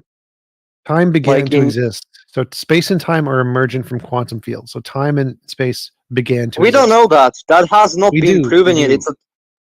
It's a working theory. Google emergent spacetime. So it's the leading consensus view, I believe, in physics, Yeah, it's a leading theory, of course. which Well- is better than everything else. That is the best option. Leading theory in the field is the best option. Maybe, but it doesn't prove that it's how it happened. That's not a maybe. Like there's the leading theory in the field based on all the evidence, and there's what other people make up based off of not the leading field. Of the Yeah, but evidence. it still doesn't prove it to be true.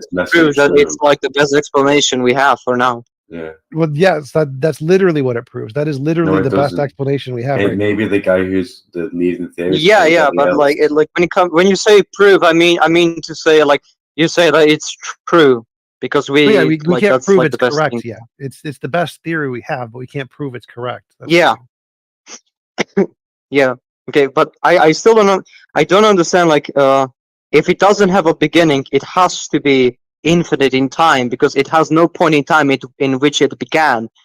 So it has to be outside of like you would say So if time began, then there could be some like space and time is a field. It's a physical field, and there could be other fields that can have change in them that aren't time. So time is one field, and there are other fields, and you can have change and of kinds of states in those other fields without time. And so you could say this is like time B or something, where there's this other non-time thing where things can exist and change in. And so you don't need something to be eternally infinite in time to be able to exist like that. So there can be a thing that exists outside of time, but it's not eternal in so time. you would because call time this doesn't like exist. meta time? Sort of, like yeah. Sort of, yeah. Like, so you would say Weird is the time B has a theory, the B beginning. theory of time. Oh, so the B theory is like that the future and the past and present are equal in existence. Exists simultaneously. Well, I would not agree with that. I would say like we can only say that the present exists. I don't agree with it either, but the point is that there are many different theories that you can use in order to explain that without having a beginning in time kind of a thing.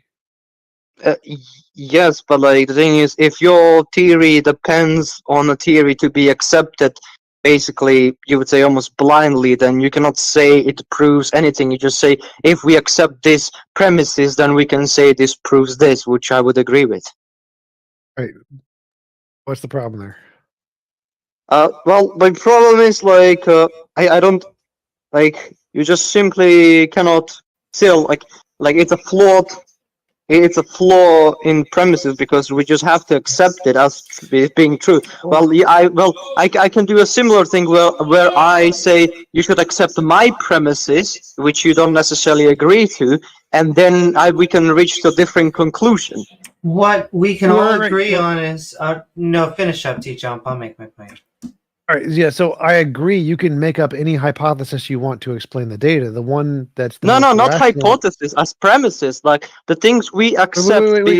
we Those are just, stop. So anybody can make up any hypothesis they want to explain the data, but it doesn't matter because what we care about is the one that's the most likely to be true, and the one that's most likely to be true is the one that only uses principles, particles, and laws that have been confirmed to exist independent of our imagination. So all of the physics theories, like string theory, many worlds theory, de Broglie pilot wave theory, they're only allowed to use combinations of principles, particles, and laws in physics that have been proven to exist independent of our imagination. Therefore, those theories are rational. Any theory that adds a new thing that hasn't been demonstrated to exist, like a god, mind outside of space-time, omniscience, omnipotence, blah, blah, blah, souls, any of those are irrational theories. So we can say that the theory that is the most rational is the theory that only uses combinations of principles and particles and laws that have already been demonstrated to exist. That's the difference. I wouldn't say, because I'm not a empiricist. One sec. Amy, what did you want to say?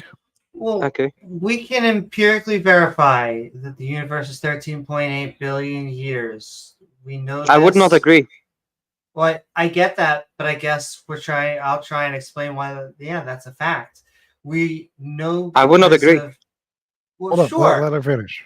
But facts, they don't really care about our opinions. And so the microwave background I don't know. radiation, we know. What, sir? Yes, I know about the background like radiation, basically that apparently like our universe is stretching and it created this like heat from the beginning, and we can still like see that in our universe. That is Hubble's law. But yes, that combined with the microwave background radiation is an early imprint of our universe that happened soon after the Big Bang. And then Hubble's law means that all objects are big spatial objects are moving outwards, and we can tell this by them being red shifted, and something like Andromeda being blue shifted, and we can see. Yeah, I'm aware of that. Okay, if you're aware of that and you disagree with any of that information, why would you disagree with the Big Bang? The reason I simply would disagree is because, when I say I disagree, I don't think necessarily. Again, we can say it's true, which I think you agree, but I don't think it like proves that to be factual. As in, because I have to accept the premises you go in. Again, I'm not imperialist. I don't necessarily believe that empirical scientific data necessarily proves something, because we have to first accept something, as in you would say a priori, if that is the correct term to say.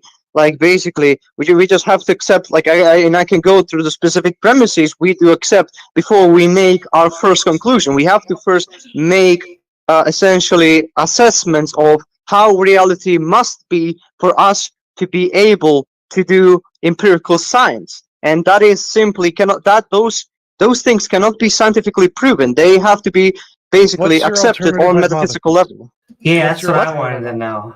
What is my hypothetical alternative to the methods we use in science? What is your alternative hypothesis? Your terminative methodology? I would definitely I'm more sympathetic to rationalist way of thinking, where I think we should necessarily rely on our essentially logic and our rationality to try to basically strive at truth. And what's more, which use rationality to make a successful novel prediction? What? Sorry. Can you use rationality to make a successful novel prediction about something we don't know yet and get it right? It's a conspiracy theory mindset. Can we do that? Well, I have not thought about that specifically. The thing is, I think we definitely use it, because we have to make an essentially we use it because even when we have scientific data, we use our rationality to disclose what the data essentially says. Well, sure.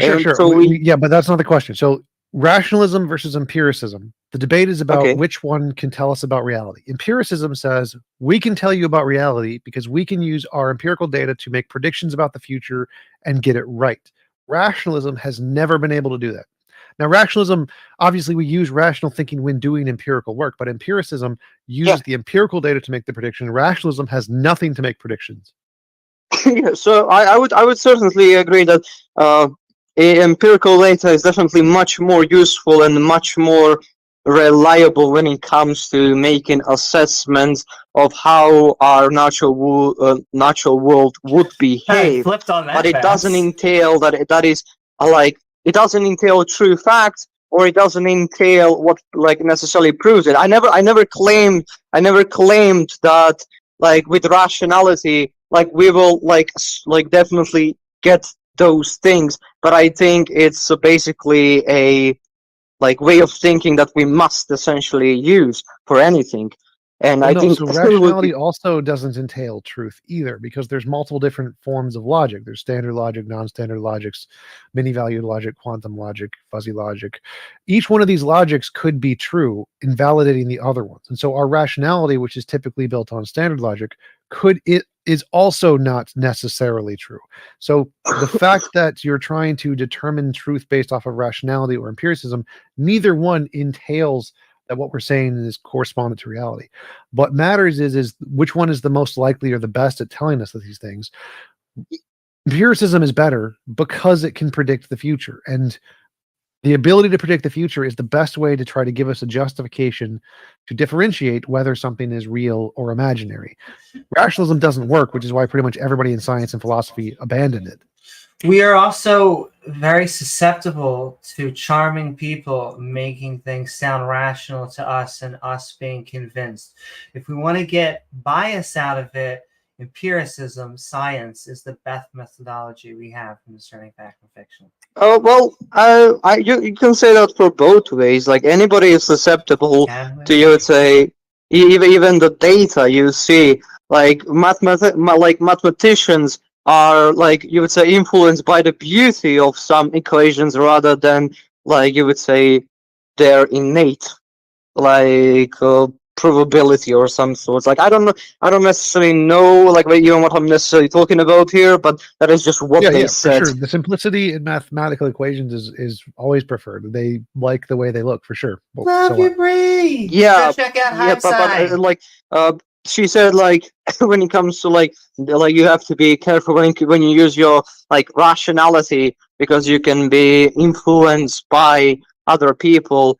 Well, like even in empirical data can influence your psychology to do something which is not necessarily empirical. It like her criticism doesn't invalidate my way of thinking as much as it validates her also.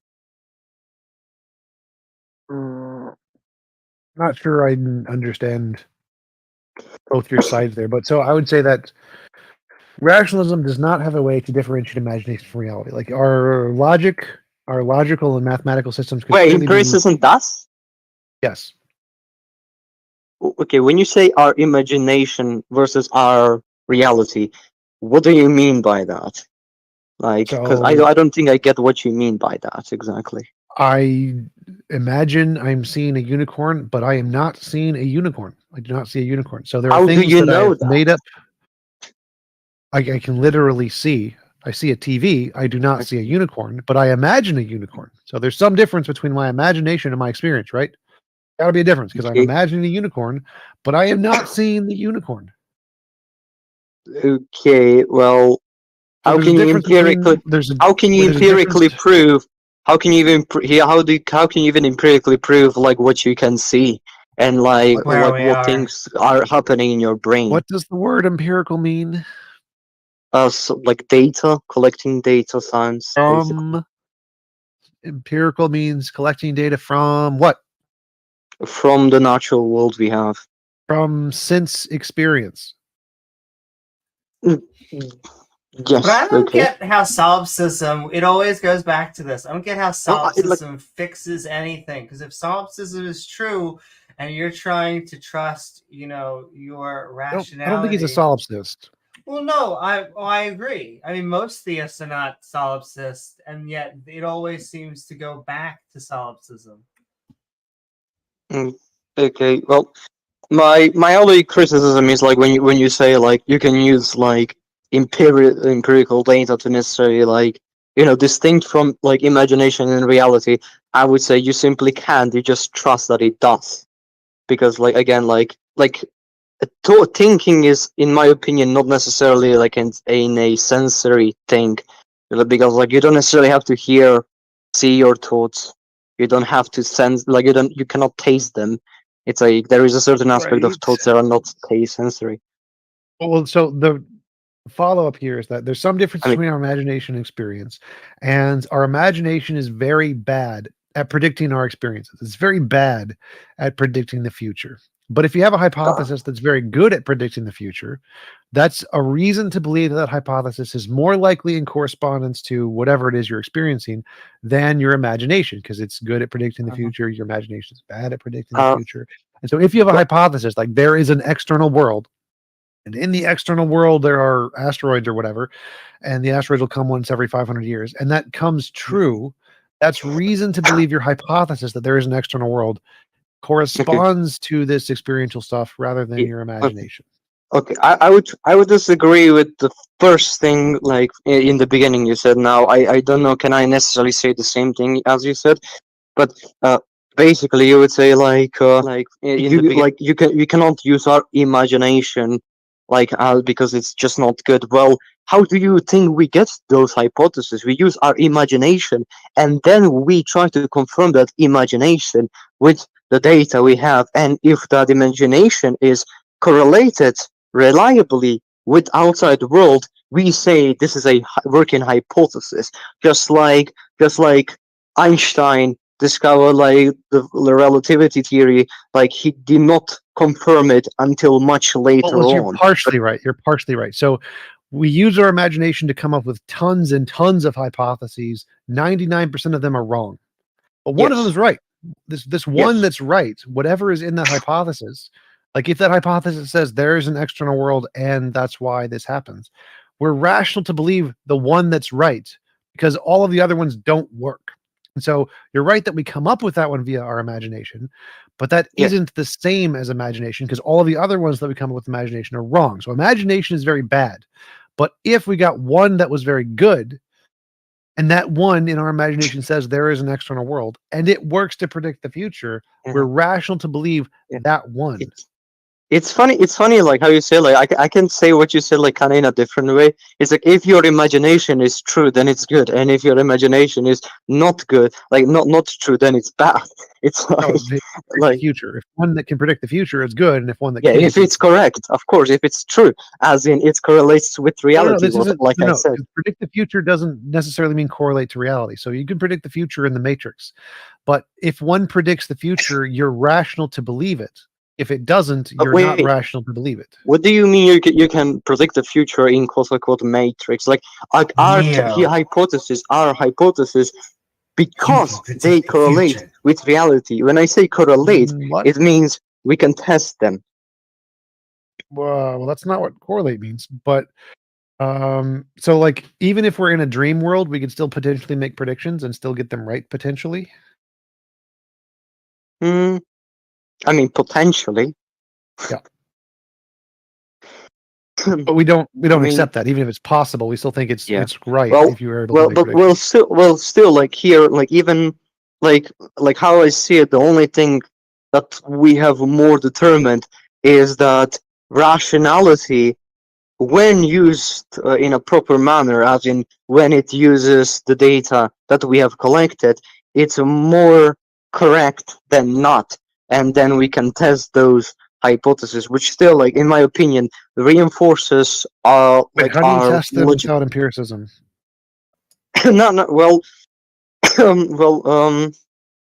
You. Okay, I'm sorry, I'm coughing a lot. I'm kind of sick. Anyways, basically, like we don't test them. That's the thing. That's empirical thing we do. We don't test them. That's so not how irrational. do you differentiate that from imagination? Just something you made up in your head? Because we essentially make up our world. We make up what logic should be. Like we make up what logical fallacies should be and why we cannot use them. So we can have I don't care like about validity. I grant validity. I'm talking about the soundness. How do you verify the soundness of your argument? Like if I said cats are dogs, dogs are chickens, therefore cats are chickens, that's valid, makes perfect rational logical sense. It's false. What I care about is the soundness, and the only thing to verify soundness is empiricism. Yeah, but that is because in your example you specifically use something like in nature, as in something like physical. Like when it comes to rational, But it's that's like what we want to know about with reality. If we're talking about reality, it has if to we be want to, something yes. outside of your. If we that was want what to we were use. talking about. And hello, I have to leave in a second, but what I want to know is do you have an example of something that rationality or whatever you want to label it would be a better methodology than empiricism? Well, I fundamentally believe that empiricism cannot exist without our rationality. So our empiricism just depends solely on our ability to be rational. So So you're on team like empiricism now. Welcome aboard. what? Sorry? Well, it sounded like you were kind of attaching to empiricism there. It's kind of like, rationalism, empiricism. No, I never said empiricism is invalid, as in we should not use it. We definitely should use it, and it's a really valuable tool to be used. Well, even if it's a really valuable tool to be used, it doesn't, like it doesn't necessarily prove anything like outside of like our ability to say what it proves. I did want to jump in there real quick and say the fact that we need rationalism to apply to empiricism isn't a criticism. That doesn't like we need philosophy to do science, but that doesn't mean everything in philosophy is as good as science. Science is philosophy plus something better. It's specific philosophies and ruling out other philosophies. So empiricism is the same. We obviously use some aspect of rationalism, but not all rationalism is then justified or as justified as empiricism. Empiricism is rationalism plus something else. So it's better than rationalism, better than all of the rationalism because it's rationalism, good kind, plus some other criterion that stuff has to meet in order to be justified. So simply saying When you say better, what do you mean? What does it mean? It's to be better. I mean, so rationalism starts with a certain set of criteria to establish something as being justified. Empiricism sets additional criteria that something has to be meet in order to be justified. And so the level of correspondence or likelihood to be correspondence is higher under empirical truth than purely rational truths because it has to meet more criteria that are likely to correspond to reality than just rational truths do. Yeah, a very quick example is that we can do peer review. We can do things in medicine like a double-blind study, and that just is better than us trying to rationalize it or make arguments. We can gather data, compare the data, and get results. Well, well, I think what you're trying to like basically say, like, even though it doesn't necessarily prove something, it makes something more likely to be true. Which is basically like when it comes to rationalism, it doesn't try to say what is likely to be true. It says what can be true, and like what is basically definitely not true.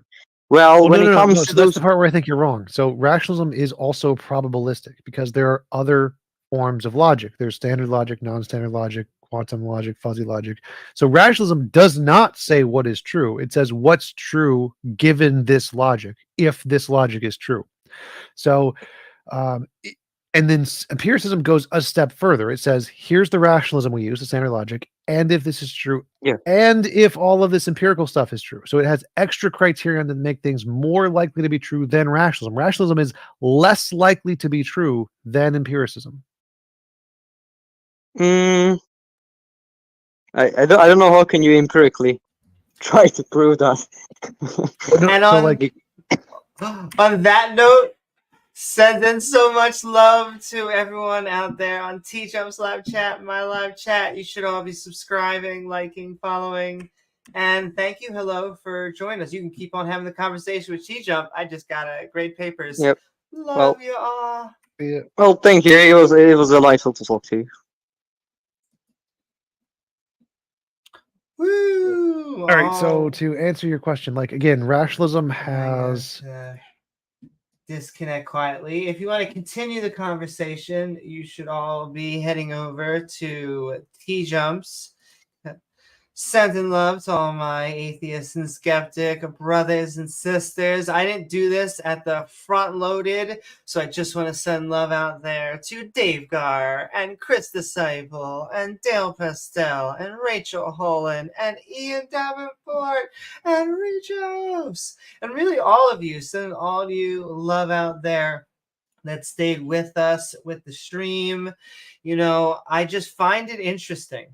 I like the moral question. I have my own views. I'm very, in between when it comes to objective and subjective, much like my sexuality, which apparently triggers theists. Once again, that comment in the moment, it takes me so off, and I have kind of a intuition to be sometimes really mean, and so I didn't say anything until I kind of just suss things out. But my goodness, it is interesting to watch them kind of flounder theologically, because they always go for the lowest hanging fruit when they cannot solve any of these conundrums that I'd say the skeptics bring up, whether we're agnostic, deist, atheist, pagan, even just a metaphorical theist, the Christian Jews and Muslims out there. So sending love to you all. I see Sven and Carrie and Reverb and Goth and Hive. You should all be checking out Brie at Hive Science. You should all be checking out, there's a million atheists out there. Atheist Junior, you should be checking out Modern Day Debate, who's not an atheist, but just great content. You should be checking out all of the people at the Atheist Experience. You should be checking out R and Raw and all content that involves snacks. You should be showing Matt Dillahunty and Jimmy at The Line. And you should be watching, as well as, and J Mike over there, and who else? Katie and Arden, who are just doing, I would say, the Lord's work, but we don't really have a Lord.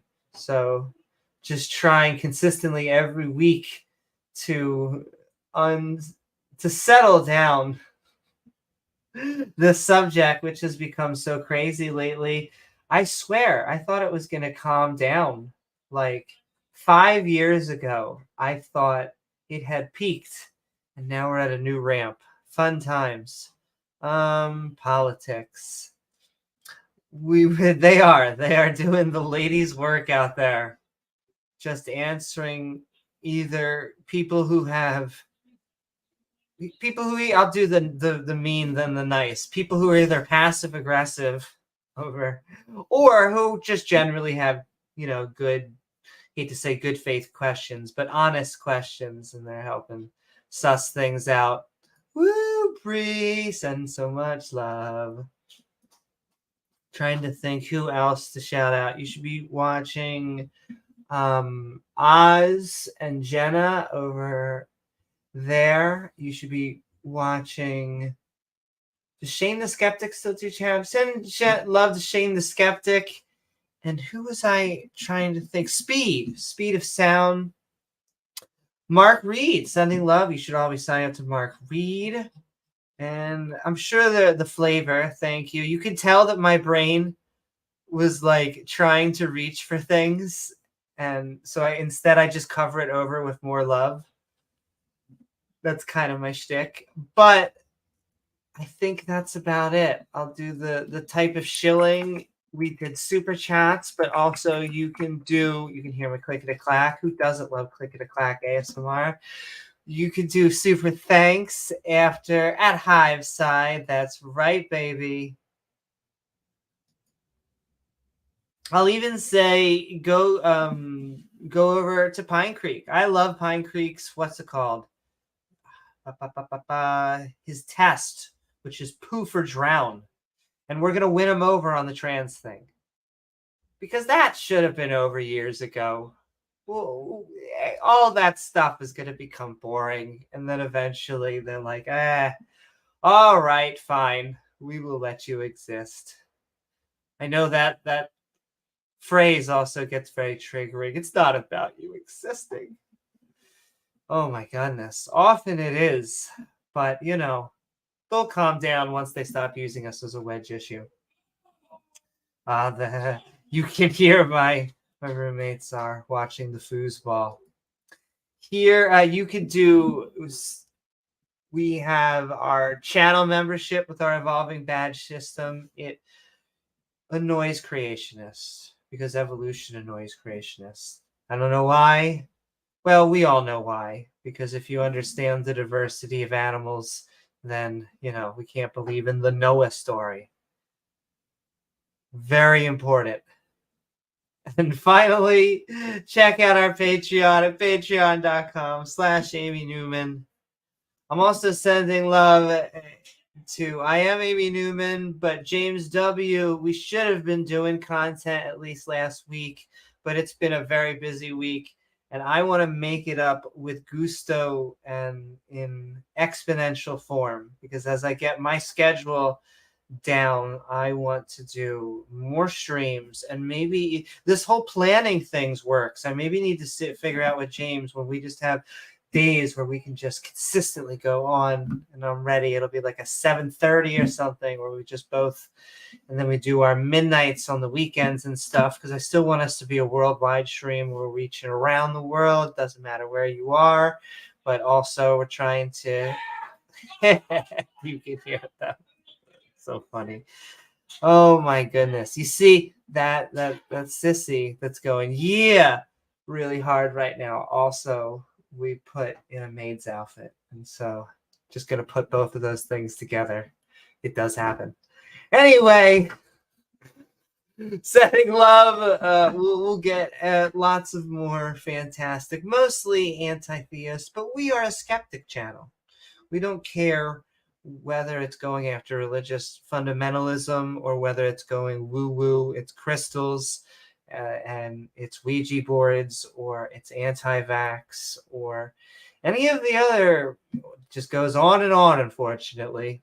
And so send in love, go check out all that wonderful atheist content, and we will see you all on the next episode of Skeptic Ball Z. Good night.